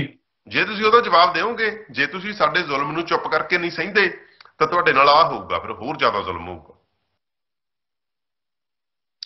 ਇਹੀ ਗੱਲ ਹੁਣ ਸਿੰਘੂ ਬਾਰਡਰ ਤੇ ਵਾਪਰੀ ਆ ਜੀ। ਇਹ ਬੇਅਦਬੀ ਜਿੰਨੀ ਮਰਜ਼ੀ ਹੋਈ ਜਾਵੇ, ਤੁਸੀਂ ਕੁਝ ਨਹੀਂ ਕਰ ਸਕਦੇ। ਜੇ ਤੁਸੀਂ ਕੁਝ ਕਰੋਗੇ ਤੇ ਤੁਹਾਨੂੰ ਸਟੇਟ ਦੇ ਨਾਲ ਰਲ ਕੇ ਅਸੀਂ ਤੁਹਾਡੇ ਵਡਾਂਗੇ ਦੇ ਵਿੱਚ ਪੂਰਾ ਸਾਥ ਦੇਵਾਂਗੇ ਸਟੇਟ ਦਾ ਜੀ। ਫਿਰ ਨੰਗੇ ਚਿੱਟੇ ਹੋ ਕੇ ਸਟੇਟ ਦੇ ਨਾਲ ਖੜ ਕੇ ਚੱਲਾਂਗੇ ਜੀ। ਔਰ ਚੱਲੇ ਵੀ ਨੇ ਲੋਕ। ਤੇ ਇਹ ਵਾਰ-ਵਾਰ ਗੱਲ ਹੋ ਰਹੀ ਹੈ ਤੇ ਇਹ ਆਉਣ ਵਾਲੇ ਸਮੇਂ ਦੇ ਵਿੱਚ ਵੀ ਹੋਣੀ ਹੈ ਗੱਲ। ਜਿਹੜੀ ਸਿੱਖਾਂ ਨਾਲ ਵਾਰੀ-ਵਾਰੀ ਗੱਲ ਵਾਪਰ ਰਹੀ ਹੈ ਨਾ, ਉਹ ਇਹ ਹੈ ਬਈ ਸਿੱਖਾਂ ਤੇ ਬਹੁਤ ਜ਼ਿਆਦਾ ਭਿਅੰਕਰ ਪਹਿਲਾਂ ਤਾਂ ਹਿੰਸਾ ਕੀਤੀ ਜਾਂਦੀ ਹੈ, ਫਿਰ ਸਿੱਖਾਂ ਨੂੰ ਉਹਦੇ ਦੋਸ਼ੀ ਠਹਿਰਾਇਆ ਜਾਂਦਾ ਤੇ ਫਿਰ ਸਿੱਖਾਂ ਦੇ ਮੂੰਹ ਇਹ ਕਢਾਇਆ ਜਾਂਦਾ ਕਿ ਨਹੀਂ, ਕਸੂਰ ਸਾਡਾ ਹੀ ਸੀ ਅਸਲ 'ਚ ਜੀ। ਤੇ ਇਹ ਮੇਰੇ ਖਿਆਲ ਦੇ ਵਿੱਚ ਇਸ ਗੱਲ ਦਾ ਜਿੰਨਾ ਫਿਕਰ ਕਰਨਾ ਚਾਹੀਦਾ। ਜਿਹੜੀ ਆਮ ਸਾਡੀ ਪੰਥਕ ਐਸਟੈਬਲਿਸ਼ਮੈਂਟ ਬਣੀ ਹੋਈ ਹੈ ਦੇਸ਼ ਵਿਦੇਸ਼ ਦੇ ਵਿੱਚ, ਉਹਨੂੰ ਫਿਕਰ ਤਾਂ ਇਹਦਾ ਕੀ ਹੋਣਾ। ਉਹਨੂੰ ਇਹਦੀ ਕੋਈ ਕੰਸੋ ਵੀ ਹੈ ਨਹੀਂ, ਉਹਨੂੰ ਕੋਈ ਚਿੱਤ ਚੇਤਾ ਹੀ ਨਹੀਂਗਾ। ਜਿਵੇਂ ਕੋਈ ਬੇਸੁੱਧ ਹੋ ਕੇ ਨਾ ਤੁਰਿਆ ਫਿਰਦਾ ਹੁੰਦਾ ਜੀ, ਆਪਦੀ ਧੁਨ ਦੇ ਵਿੱਚ, ਵੀ 2-3 ਨਾਰੇ ਆ ਜਿਹੜੇ ਉਹ ਇਕੱਠੇ ਕਰ ਲਏ ਤੇ 20-25 ਸਾਲਾਂ ਤੋਂ ਉਹੀ ਰਿਪੀਟ ਕਰੀ ਜਾਣੇ ਆ ਤੇ ਇਹ ਨਹੀਂ ਵੇਖਣਾਗਾ ਵੀ ਆਉਣ ਵਾਲੇ ਸਮੇਂ 'ਚ ਕੀ ਹੋ ਰਿਹਾ। ਮੈਂ ਇਹ ਗੱਲ ਤੇ ਬਹੁਤ ਜ਼ਿਆਦਾ ਕਨਵਿੰਸਡ ਹਾਂ, ਕੋਈ ਭਾਵੇਂ ਮੈਨੂੰ ਜੋ ਮਰਜ਼ੀ ਕਵੇ, ਕਿ ਇਹ ਵਾਇਲੈਂਸ ਦਾ ਸਰਕਲ ਜਿਹੜਾ ਸਿੱਖਾਂ ਦੇ ਖਿਲਾਫ ਸ਼ੁਰੂ ਹੋਇਆ 47 ਤੋਂ ਤੇ 84 'ਚ ਆਪਦੀ ਸਿਖਰ ਤੇ ਪਹੁੰਚਿਆ, ਇਹ ਹਜੇ ਮੁੱਕਿਆ ਨਹੀਂ। ਮੁੱਕਿਆ ਨਹੀਂ, ਬਿਲਕੁਲ ਇਹ ਮੁੱਕਿਆ ਨਹੀਂਗਾ। ਕੋਈ ਇਹਨੂੰ ਨੈਗੇਟਿਵ ਕਹਿ ਲਵੇ, ਕੋਈ ਇਹਨੂੰ ਢੈਂਦੀ ਕਲਾ ਕਹਿ ਲਵੇ, ਪਰ ਸੱਚ ਇਹ ਆ ਕਿ ਇਹ ਹਜੇ ਮੁੱਕਿਆ ਨਹੀਂ ਤੇ ਇਹਦੇ ਬਹੁਤ ਭਿਅੰਕਰ ਰੂਪ ਹਜੇ ਸਾਹਮਣੇ ਆਉਣੇ ਆ ਜੀ। ਇੱਕ ਗੱਲ ਇਹ ਗੱਲ ਕਹਿੰਦਾ ਮੈਂ। ਜੀ ਦੂਜੀ ਗੱਲ ਮੈਂ ਇਹ ਕਹਿਣੀ ਚਾਹੁੰਦਾ ਕਿ ਅਸੀਂ ਬੇਸੁੱਧ, ਅਸੀਂ ਆਉਣ ਵਾਲਾ ਘੱਲੂ ਘਰ ਆ ਜਿਹੜਾ, ਸਾਨੂੰ ਉਹਦੀ ਮੈਂ ਕਹਿੰਦਾ ਵੀ ਜ਼ਿਆਦਾ ਗੱਲ ਕਰਨੀ ਚਾਹੀਦੀ ਹੈ। ਜਦੋਂ ਅਸੀਂ 84 ਦੀ ਵੀ ਗੱਲ ਕਰਦੇ ਹਾਂ ਉਦੋਂ ਵੀ ਸਾਨੂੰ ਗੱਲ ਇਸ ਢੰਗ ਨਾਲ ਕਰਨੀ ਚਾਹੀਦੀ ਹੈ ਕਿ ਆਉਣ ਵਾਲੇ ਘੱਲੂ ਘਾਰੇ ਨੂੰ ਢਾਲਿਆ ਜਾ ਸਕੇ, ਉਹਦਾ ਟਾਕਰਾ ਕੀਤਾ ਜਾ ਸਕੇ ਜੀ। ਤੇ ਨਹੀਂ ਤਾਂ ਫਿਰ ਇੱਕ ਹਿਸਟਰੀ ਲੈਸਨ ਹੀ ਬਣ ਕੇ ਰਹਿ ਜਾਂਦੀ ਹੈ ਹਰ ਗੱਲ ਜਿਹੜੀ ਹੋ ਜਾਂਦੀ ਹੈ ਜੀ। History repeats itself. ਇਹ ਥੋੜੀ ਆ ਵੀ ਆਪਾਂ ਸਿਰਫ ਹਿਸਟਰੀ ਐਨਾਲਾਈਜ਼ ਕਰ ਰਹੇ ਹਾਂ। ਹਾਂਜੀ 84 ਚ ਕੀ ਹੋਇਆ ਸੀਗਾ, 84 ਚ ਕੀ ਹੋਇਆ ਸੀ, ਉਹਦੇ ਪ੍ਰਤੀ ਸਾਡਾ ਕੀ ਨਜ਼ਰੀਆ ਹੈ, ਇਸ ਗੱਲ ਦਾ ਸਾਡੇ ਭਵਿੱਖ ਨਾਲ ਬਹੁਤ ਡੂੰਘਾ ਨਾਤਾ ਜੀ। ਸੋ ਮੇਨ ਗੱਲ ਇਹ ਹੋਣੀ ਚਾਹੀਦੀ ਹੈ ਕਿ ਸਿੱਖਿਆ ਕੀ। ਹਾਂਜੀ ਜੀ। ਸੋ ਭਾਈ ਸਾਹਿਬ ਕਿਸ ਤਰ੍ਹਾਂ ਦੀ ਜਿਹੜੀ ਤਿਆਰੀ ਆ ਔਰ ਕਿਸ ਤਰ੍ਹਾਂ ਦਾ ਆਪਾਂ ਨੂੰ ਜਿਹੜਾ ਮਾਹੌਲ ਆ ਉਹ ਸਿਰਜਣਾ ਪਏਗਾ ਕਿ ਤਾਂ ਕਿ ਇਹ ਜਿਹੜੀਆਂ ਚੀਜ਼ਾਂ ਨਿਰੰਤਰ ਵਾਪਰ ਰਹੀਆਂ ਨੇ ਇਹਨਾਂ ਤੋਂ ਬਚਿਆ ਜਾ ਸਕੇ। ਤੁਹਾਡੇ ਹਿਸਾਬ ਨਾਲ ਜੇ ਤੁਸੀਂ ਇੱਕ ਦੋ ਪੁਆਇੰਟ ਦੱਸਣੇ ਹੋਣ ਜਿਨ੍ਹਾਂ ਤੇ ਕੌਮ ਨੂੰ ਵਰਕ ਕਰਨਾ ਚਾਹੀਦਾ, ਉਹ ਕੀ ਨੇ? ਦੇਖੋ, ਜਿਹੜਾ ਨਾ ਸਭ ਤੋਂ ਵੱਧ ਇੰਪੋਰਟੈਂਟ ਗੱਲ ਹੁੰਦੀ ਹੈ ਕਿਸੇ ਕੌਮ ਵਾਸਤੇ, ਇਤਿਹਾਸ 'ਚ ਵਿਚਰਨ ਵਾਸਤੇ, ਕਿ ਉਹਦੀ ਸੈਲਫ ਇਮੇਜ ਕੀ ਹੈ, ਉਹ ਆਪਣੇ ਆਪ ਨੂੰ ਕੀ ਸਮਝਦਾ। ਜਿਹੜਾ ਗੁਲਾਮ ਹੈ ਉਹ ਹਮੇਸ਼ਾ ਆਪਣੇ ਆਪ ਨੂੰ ਮਾੜਾ ਸਮਝਦਾ। ਇਹੀ ਗੁਲਾਮੀ ਦਾ ਸਭ ਤੋਂ ਵੱਡਾ ਇਫੈਕਟ ਹੁੰਦਾ ਕਿ ਗੁਲਾਮ ਆਪਦੇ ਆਪ ਨੂੰ ਕਹਿਣ ਲੱਗ ਜਾਂਦਾ ਵੀ ਕਸੂਰ ਮੇਰਾ ਹੀ ਹੈ ਜੀ, ਕਿ ਜਿਹੜੀ ਮੇਰੇ ਤੇ ਹਿੰਸਾ ਹੋਈ ਉਹਦੇ 'ਚ ਕਸੂਰ ਮੇਰਾ ਹੀ ਸੀ, ਮੈਂ ਹੀ ਮਾੜਾ ਸੀ, ਮੇਰੇ ਤੇ ਤਾਂ ਹੀ ਹੋਈ, ਮੇਰੀ ਗਲਤੀ ਸੀ। ਪਹਿਲਾਂ ਤਾਂ ਜਿਹੜਾ ਸਾਡੀ ਸਾਰੀ ਦੀ ਸਾਰੀ એનર્ਜੀ ਹੈ ਉਹ એનર્ਜੀ ਇਸ ਕੰਮ ਵੱਲ ਨੂੰ ਲੱਗਣੀ ਚਾਹੀਦੀ ਹੈ ਕਿ ਜਿਹੜੀ ਕਲੈਕਟਿਵ ਸੈਲਫ ਅੰਡਰਸਟੈਂਡਿੰਗ ਹੈ ਸਿੱਖਾਂ ਦੀ, ਜੀ, ਕਰਕੇ ਇਤਿਹਾਸ ਦੇ ਇੱਕ ਦੌਰ ਪ੍ਰਤੀ, ਉਹ ਸਾਨੂੰ ਬਦਲਣੀ ਪੈਣੀ ਹੈ। ਉਹਦੇ ਵਾਸਤੇ ਨਾ ਜਿਹੜੀ ਇੱਕ ਦੇਖੋ ਪਿਛਲੇ 20-30 ਸਾਲਾਂ ਦਾ ਜਿਹੜਾ ਸਿੱਖ ਐਕਟਿਵਿਜ਼ਮ ਹੈ ਪੰਜਾਬ 'ਚ ਵੀ ਤੇ ਬਾਹਰਲੇ ਮੁਲਕਾਂ 'ਚ ਵੀ, ਉਹ ਇੱਕ ਅਜੀਬ ਜੀ ਘੁੰਮਣ ਘੇਰੀ ਦੇ ਵਿੱਚ ਫਸਿਆ ਹੋਇਆ। ਉਹ ਘੁੰਮਣ ਘੇਰੀ ਕੀ ਹੈ? ਉਹ ਘੁੰਮਣ ਘੇਰੀ ਇਹ ਹੈ ਕਿ ਬੰਦੇ ਇਕੱਠੇ ਹੁੰਦੇ ਆ ਜਿਹੜੇ ਪਹਿਲਾਂ ਹੀ ਇੱਕ ਦੂਜੇ ਨਾਲ ਸਹਿਮਤ ਹੁੰਦੇ ਆ ਹਰ ਗੱਲ ਤੇ ਜੀ, ਤੇ ਉਹ ਇੱਕ ਦੂਜੇ ਨਾਲ ਉਹੀ ਗੱਲਾਂ ਕਰਕੇ ਘਰਾਂ ਨੂੰ ਚਲੇ ਜਾਂਦੇ। ਜਿਹੜਾ ਹੁਣ ਜਿਵੇਂ ਮੰਨ ਲਓ ਵੀ ਕਿਤੇ ਧਰਨਾ ਮੁਜ਼ਾਹਰਾ ਹੁੰਦਾ, ਜਿਹੜਾ ਕਿ ਹੋਣੇ ਚਾਹੀਦੇ ਆ ਧਰਨੇ ਮੁਜ਼ਾਹਰੇ, ਕਿਉਂਕਿ ਉਹਦੇ ਨਾਲ ਸਾਡੀ ਪੋਲੀਟੀਕਲ ਗੱਲ ਹੈ ਜਿਹੜੀ ਉਹ ਸਥਾਪਿਤ ਹੁੰਦੀ ਹੈ, ਉਹਦੇ ਨਾਲ ਪਤਾ ਲੱਗਦਾ ਵੀ ਸਿੱਖ ਕਿਹੜੀ ਗੱਲ ਦੀ ਕੇਅਰ ਕਰਦੇ ਆ ਜੀ। ਪਰ ਉਹਨਾਂ ਦੀ ਇੱਕ ਵੱਡੀ ਘਾਟ ਇਹ ਆ ਵੀ ਉਹਨਾਂ ਦੇ ਵਿੱਚ ਸ਼ਾਮਲ ਲੋਕ ਆ ਜਿਹੜੇ ਉਹ ਆਮ ਕਰਕੇ ਪਹਿਲਾਂ ਹੀ ਸਹਿਮਤ ਵੀ ਹੁੰਦੇ ਆ ਤੇ ਤੁਹਾਡੇ ਪਤੇ ਐਕਟਿਵ ਵੀ ਹੁੰਦੇ ਆ। ਜੀ। ਸਾਨੂੰ ਸੋਚਣਾ ਇਹ ਬਣਦਾ ਵੀ ਜਿਹੜਾ ਇੱਕ ਵੱਡਾ ਵਰਗ ਉਸ ਐਕਟੀਵਿਟੀ ਦਾ ਕਦੇ ਭਾਗ ਹੀ ਨਹੀਂ ਰਿਹਾ ਹੈਗਾ, ਉਹਨੂੰ ਅਸੀਂ ਅਪਰੋਚ ਕਿਵੇਂ ਕਰਨਾ? ਠੀਕ ਹੈ ਨਾ, ਉਹਨੂੰ ਅਪਰੋਚ ਕਰਨਾ ਜਿਹੜਾ ਉਹਦੇ ਵਾਸਤੇ ਸਾਨੂੰ ਨਵੇਂ ਤਰੀਕੇ, ਨਵੇਂ ਪਲੇਟਫਾਰਮ, ਨਵੀਆਂ ਟੈਕਨੀਕਾਂ ਜਿਹੜੀਆਂ ਉਹ ਘੜਨੀਆਂ ਪੈਣੀਆਂ। ਪਰ ਉਹਨੂੰ ਅਪਰੋਚ ਕਰਨਾ ਹੀ ਵੱਡੀ ਗੱਲ ਹੈ, ਕਿਉਂਕਿ ਕੋਈ ਵੀ ਜਿਹੜੀ ਆਪਣੀ ਲਹਿਰ ਹੈ ਉਹ ਅੱਗੇ ਤਾਂ ਹੀ ਵੱਧਦੀ ਹੈ ਜਦੋਂ ਉਹਦੇ 'ਚ ਨਵੇਂ ਲੋਕ ਸ਼ਾਮਲ ਹੁੰਦੇ ਆ। ਸਾਡੀ ਐਕਟੀਵਿਟੀ ਹੈ ਜਿਹੜੀ, ਉਹਨੂੰ ਮਾਪਣ ਦਾ ਸਾਡਾ ਕੀ ਪੈਮਾਨਾ ਹੋਵੇ ਵੀ ਇਹ ਠੀਕ ਦਿਸ਼ਾ ਜਾ ਰਹੀ ਹੈ ਕਿ ਸਹੀ ਗਲਤ ਦਿਸ਼ਾ ਜਾ ਰਹੀ ਹੈ।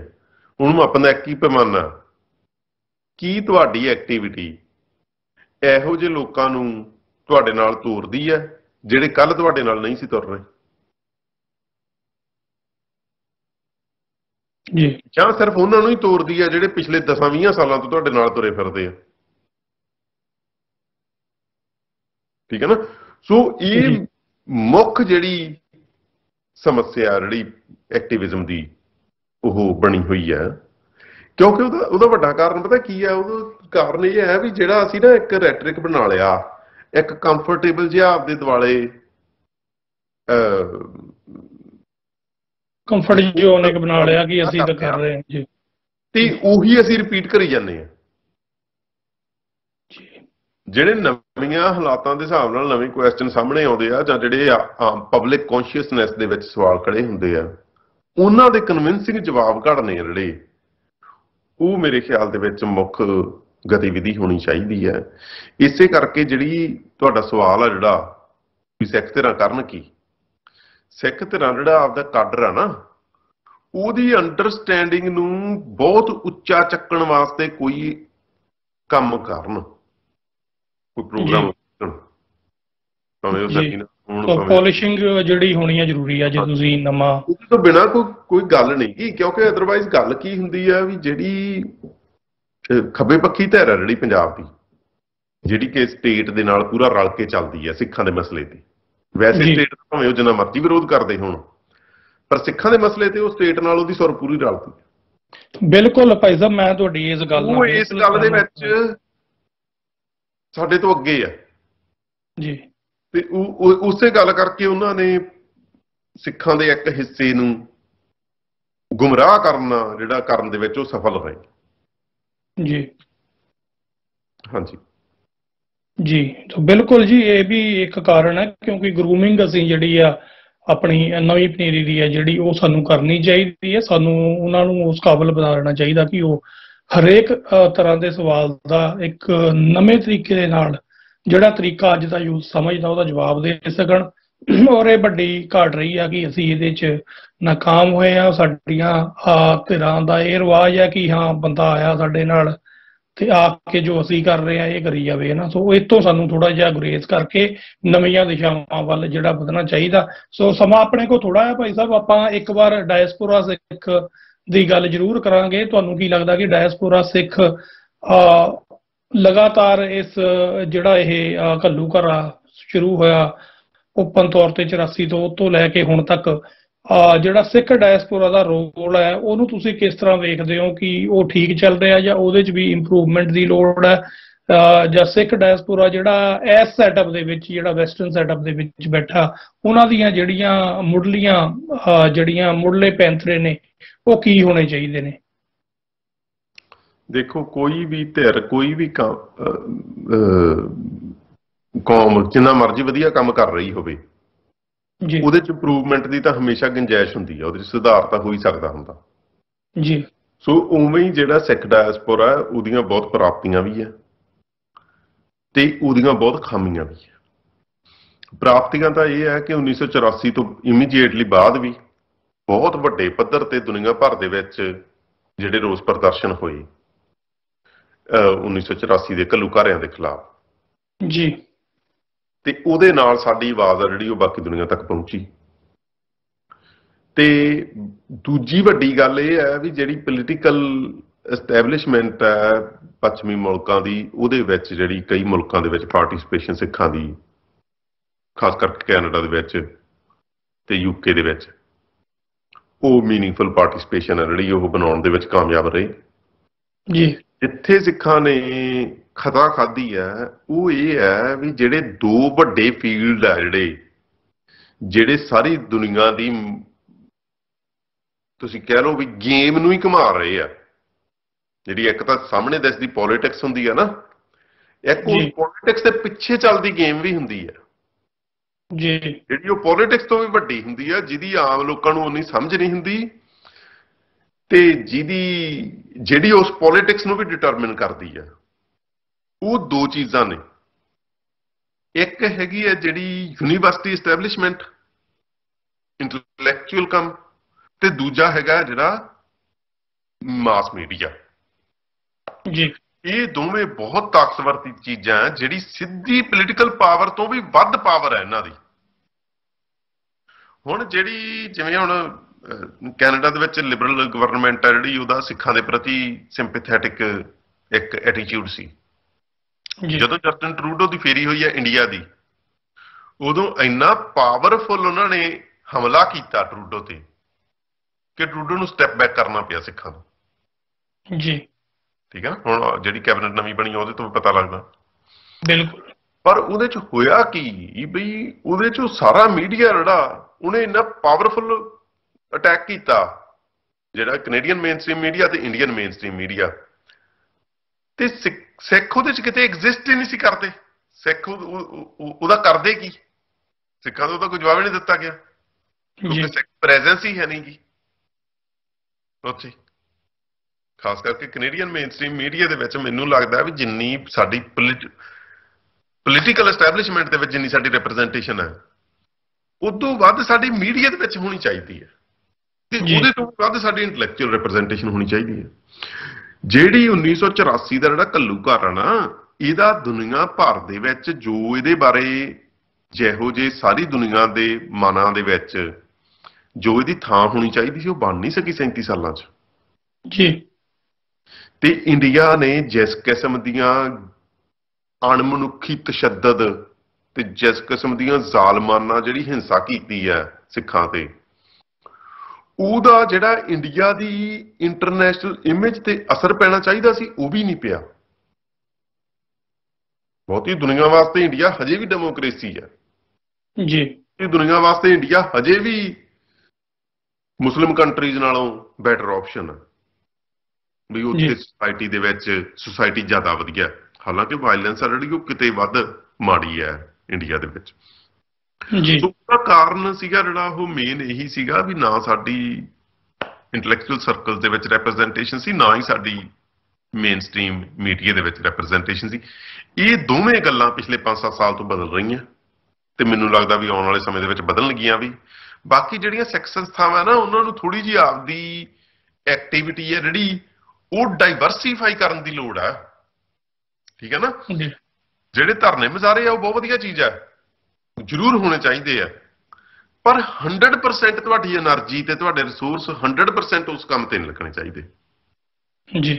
ਜੇ ਸਾਲ 'ਚ ਤੁਸੀਂ 15-20 ਕਰਦੇ ਆ ਤਾਂ 10 ਵੀ ਕਰ ਸਕਦੇ ਆ, ਤੇ ਬਾਕੀ ਤੁਹਾਡੇ ਰਿਸੋਰਸ ਤੇ એનર્ਜੀ ਆ ਜਿਹੜੀ ਉਹ ਹੋਰ ਕਿਸੇ ਕੰਮ ਤੇ ਵੀ ਲਾ ਸਕਦੇ ਆ। ਸੋ ਉਹ ਡਾਈਵਰਸੀਫਿਕੇਸ਼ਨ ਮੈਨੂੰ ਲੱਗਦਾ ਓਵਰਡਿਊ ਆ, ਤੇ ਜਿੰਨੀ ਅਸੀਂ ਜ਼ਿਆਦਾ ਛੇਤੀ ਕਰਾਂਗੇ ਉਨਾ ਹੀ ਸਾਨੂੰ ਵਧੀਆ ਉਹਦਾ ਨਤੀਜਾ ਜਿਹੜਾ ਉਹ ਮਿਲੂਗਾ। ਜੀ ਬਿਲਕੁਲ। ਔਰ 1-2 ਮਿੰਟ ਦੇ ਵਿੱਚ ਮੈਂ ਇੱਕ ਆਖਰੀ ਸਵਾਲ ਤੁਹਾਨੂੰ ਪੁੱਛਣਾ ਚਾਹਾਂਗਾ ਕਿ ਇੱਕ ਹੋਰ ਘਟਨਾ ਜਿਹੜੀ ਹੈ ਵਾਪਰੀ ਹੈ 31 ਅਕਤੂਬਰ ਨੂੰ, ਜਿਹੜਾ ਰੈਫਰੈਂਡਮ ਦੀ VOTING ਸ਼ੁਰੂ ਕੀਤੀ ਗਈ ਹੈ ਇੰਗਲੈਂਡ ਤੋਂ। ਸੋ ਉੱਥੇ ਪਹਿਲੇ ਦਿਨ ਹੀ ਜਿਹੜਾ 35 ਤੋਂ 40 ਹਜ਼ਾਰ ਵੋਟ ਹੈ ਜਿਹੜੀ ਰੈਫਰੈਂਡਮ ਦੇ, ਹੁਣ ਇਹ ਨਹੀਂ ਪਤਾ ਹੱਕ 'ਚ ਕਿੰਨੀ ਭੁਗਤੀ ਹੈ ਜਾਂ ਖਿਲਾਫ ਕਿੰਨੀ, ਕਿਉਂਕਿ ਉਹ ਹਜੇ ਬੰਦ ਹੈ। ਉਹ ਜਿਹੜਾ ਕਮਿਸ਼ਨ ਹੈ ਰੈਫਰੈਂਡਮ ਕਮਿਸ਼ਨ, ਉਹਨਾਂ ਨੇ ਉਹਨੂੰ ਸੀਲ ਕਰ ਦਿੱਤਾ ਹੋਇਆ, ਉਹਨਾਂ ਦੇ ਕੋਲ ਹੈ। ਸੋ 35 ਜਾਂ 40 ਹਜ਼ਾਰ ਦੀ ਜਿਹੜੀ ਆ ਉਹ ਵੋਟ ਦੱਸੀ ਜਾ ਰਹੀ ਹੈ। ਇਹਨੇ ਘੱਟੋ ਘੱਟ ਇਹ ਨੈਰੇਟਿਵ ਤਾਂ ਤੋੜਿਆ ਕਿ ਜਿਹੜਾ ਹਿੰਦੁਸਤਾਨ ਦੀ ਗੌਰਮੈਂਟ ਅਕਸਰ ਕਹਿੰਦੀ ਹੈ ਕਿ ਵਿਦੇਸ਼ਾਂ ਦੇ ਵਿੱਚ ਕੁਝ ਮੁੱਠੀ ਭਰ ਬੰਦੇ ਨੇ, ਕਿਸੇ ਮੁਲਕ 'ਚ 2 ਨੇ, ਕਿਸੇ 'ਚ 4 ਨੇ ਜਾਂ ਕਿਸੇ 'ਚ 10 ਨੇ, ਤੇ ਇੱਕੋ ਹੀ ਦਿਨ ਇੱਕੋ ਹੀ ਪੋਲਿੰਗ ਬੂਥ ਦੇ ਉੱਤੇ ਜਿਹੜਾ 35-40 ਹਜ਼ਾਰ ਬੰਦਿਆਂ ਦਾ ਰੈਫਰੈਂਡਮ ਦੇ ਲਈ ਘਰਾਂ 'ਚੋਂ ਬਾਹਰ ਆਉਣਾ, ਇਹ ਕਿਸ ਤਰ੍ਹਾਂ ਦੇ ਸੰਕੇਤ ਦਿੰਦਾ ਹੈ? ਦੇਖੋ, ਇਹ ਸੰਕੇਤ ਦਿੰਦਾ ਜੋ ਪਿਛਲੀਆਂ 3 ਜਿਹੜੀਆਂ ਪੰਜਾਬ ਦੇ ਵਿੱਚ ਵੱਡੀਆਂ ਲਹਿਰਾਂ ਉੱਠੀਆਂ ਜਿਨ੍ਹਾਂ ਦੀ ਮੈਂ ਗੱਲ ਕੀਤੀ ਆ ਜੀ, ਜੋ ਉਹ ਸੰਕੇਤ ਦਿੰਦਾ ਸੀ ਕਿ ਸਿੱਖ ਮਾਸੇਜ਼ ਆ, ਜਿਹੜੇ ਸਿੱਖ ਪਬਲਿਕ ਹੈ ਜਿਹੜੀ, ਉਹਦੇ ਮਨਾਂ ਦੇ ਵਿੱਚ ਗੱਲ ਕਿਤੇ ਨਾ ਕਿਤੇ ਪਈ ਆ ਤੇ ਬਹੁਤ ਤਾਕਤਵਰ ਢੰਗ ਨਾਲ ਪਈ ਆ, ਤੇ ਉਹ ਸਮੇਂ-ਸਮੇਂ ਤੇ ਬਾਹਰ ਵੀ ਆਉਂਦੀ ਰਹਿੰਦੀ ਆ। ਸੋ ਇਹ ਵੀ ਬਹੁਤ ਵੱਡੀ ਗੱਲ ਹੈ ਕਿ ਇੱਕ ਬੂਥ ਦੇ ਉੱਤੇ 35,000 ਸਿੱਖਾਂ ਨੇ ਵੋਟ ਪਾਈ, ਬਹੁਤ ਵੱਡੀ ਗੱਲ ਹੈ ਇਹ। ਪਰ ਇਹਦੀ ਮੀਡੀਆ ਦੇ ਵਿੱਚ ਤੁਸੀਂ ਦੇਖ ਲਓ ਵੀ ਕੰਪਲੀਟ ਬਾਈਕਾਟ ਹੈ ਇਹਦਾ ਜੀ। ਤੇ ਮੈਨੂੰ ਲੱਗਦਾ ਵੀ ਜਿਹੜਾ ਖਾਸ ਕਰਕੇ ਇੰਟਰਨੈਸ਼ਨਲ ਮੀਡੀਆ ਨਾ, ਉਹਨੂੰ ਅਪਰੋਚ ਕਰਨ ਦੇ ਵੀ ਨਵੇਂ ਕੋਈ ਤਰੀਕੇ ਅਪਣਾਉਣੇ ਚਾਹੀਦੇ ਆ, ਤਾਂ ਕਿ ਇੰਡੀਅਨ ਮੀਡੀਆ ਤਾਂ ਚਲੋ ਆਪਣਾ ਕੋਈ ਉਹਦੇ ਤੇ ਵਸ ਨਹੀਂ ਗਾ, ਪਰ ਜਿਹੜਾ ਮੇਨ ਸਟ੍ਰੀਮ ਵੈਸਟਰਨ ਮੀਡੀਆ ਉਹਦੇ ਵਿੱਚ ਇਹ ਗੱਲ ਆ ਜਿਹੜੀ ਉਹ ਜਿੰਨੇ ਤਾਕਤਵਰ ਢੰਗ ਨਾਲ ਆਉਣੀ ਚਾਹੀਦੀ ਸੀ ਉਹ ਆਈ ਨਹੀਂ ਗਈ, ਤੇ ਇਹਦੇ ਤੇ ਕੰਮ ਕਰਨ ਦੀ ਲੋੜ ਆ ਹੋਰ ਜੀ। ਤੋ ਬਹੁਤ-ਬਹੁਤ ਧੰਨਵਾਦ ਡਾਕਟਰ ਸਾਹਿਬ ਜੀ ਦਾ, ਆਪ ਜੀ ਨੇ ਆਪਣੇ ਰੁਝੇਵਿਆਂ 'ਚੋਂ ਸਮਾਂ ਕੱਢ ਕੇ ਸਾਡੇ ਨਾਲ ਜੁੜਨ ਦਾ ਸਮਾਂ ਕੱਢਿਆ ਔਰ ਸਾਡੇ ਸਵਾਲਾਂ ਦੇ ਜਵਾਬ ਵੀ ਦਿੱਤੇ ਨੇ। ਔਰ ਉਮੀਦ ਹੈ ਕਿ ਸਾਡੇ ਦਰਸ਼ਕਾਂ ਨੂੰ ਇਹ ਜਿਹੜੀ ਗੱਲਬਾਤ ਅੱਜ ਦੀ ਉਹ ਪਸੰਦ ਆਈ ਹੋਏਗੀ, ਔਰ ਇਸੇ ਤਰ੍ਹਾਂ ਦੇ ਪ੍ਰੋਗਰਾਮ ਆਪਾਂ ਫੇਰ ਵੀ ਆਪਣੇ ਦਰਸ਼ਕਾਂ ਦੇ ਰੂਬਰੂ ਲੈ ਕੇ ਆਵਾਂਗੇ। ਸੋ ਉਦੋਂ ਤੱਕ ਲਈ ਅਸੀਂ ਤੁਹਾਡੇ ਤੋਂ ਔਰ ਆਪਣੇ ਦਰਸ਼ਕਾਂ ਤੋਂ ਜਿਹੜੀ ਆ ਉਹ ਖਿਮਾ ਜਾਚਨਾ ਕਰਾਂਗੇ, ਔਰ ਆਉਣ ਵਾਲੇ ਦਿਨਾਂ ਦੇ ਵਿੱਚ ਹੋਰ ਵੀ ਪ੍ਰੋਗਰਾਮ ਜਿਹੜੇ ਲੈ ਕੇ ਅਸੀਂ ਇਸ ਮੰਚ ਦੇ ਉੱਤੋਂ ਦਰਸ਼ਕਾਂ ਦੀ ਕਚਹਿਰੀ ਦੇ ਵਿੱਚ ਪੇਸ਼ ਹੋਵਾਂਗੇ। ਸੋ ਭਾਈ ਸਾਹਿਬ, ਬਹੁਤ ਬਹੁਤ ਧੰਨਵਾਦ ਆਪ ਜੀ ਦਾ। ਵਾਹਿਗੁਰੂ ਜੀ ਕਾ ਖਾਲਸਾ, ਵਾਹਿਗੁਰੂ ਜੀ ਕੀ ਫਤਿਹ। ਵਾਹਿਗੁਰੂ ਜੀ ਕੀ ਫਤਿਹ ਜੀ।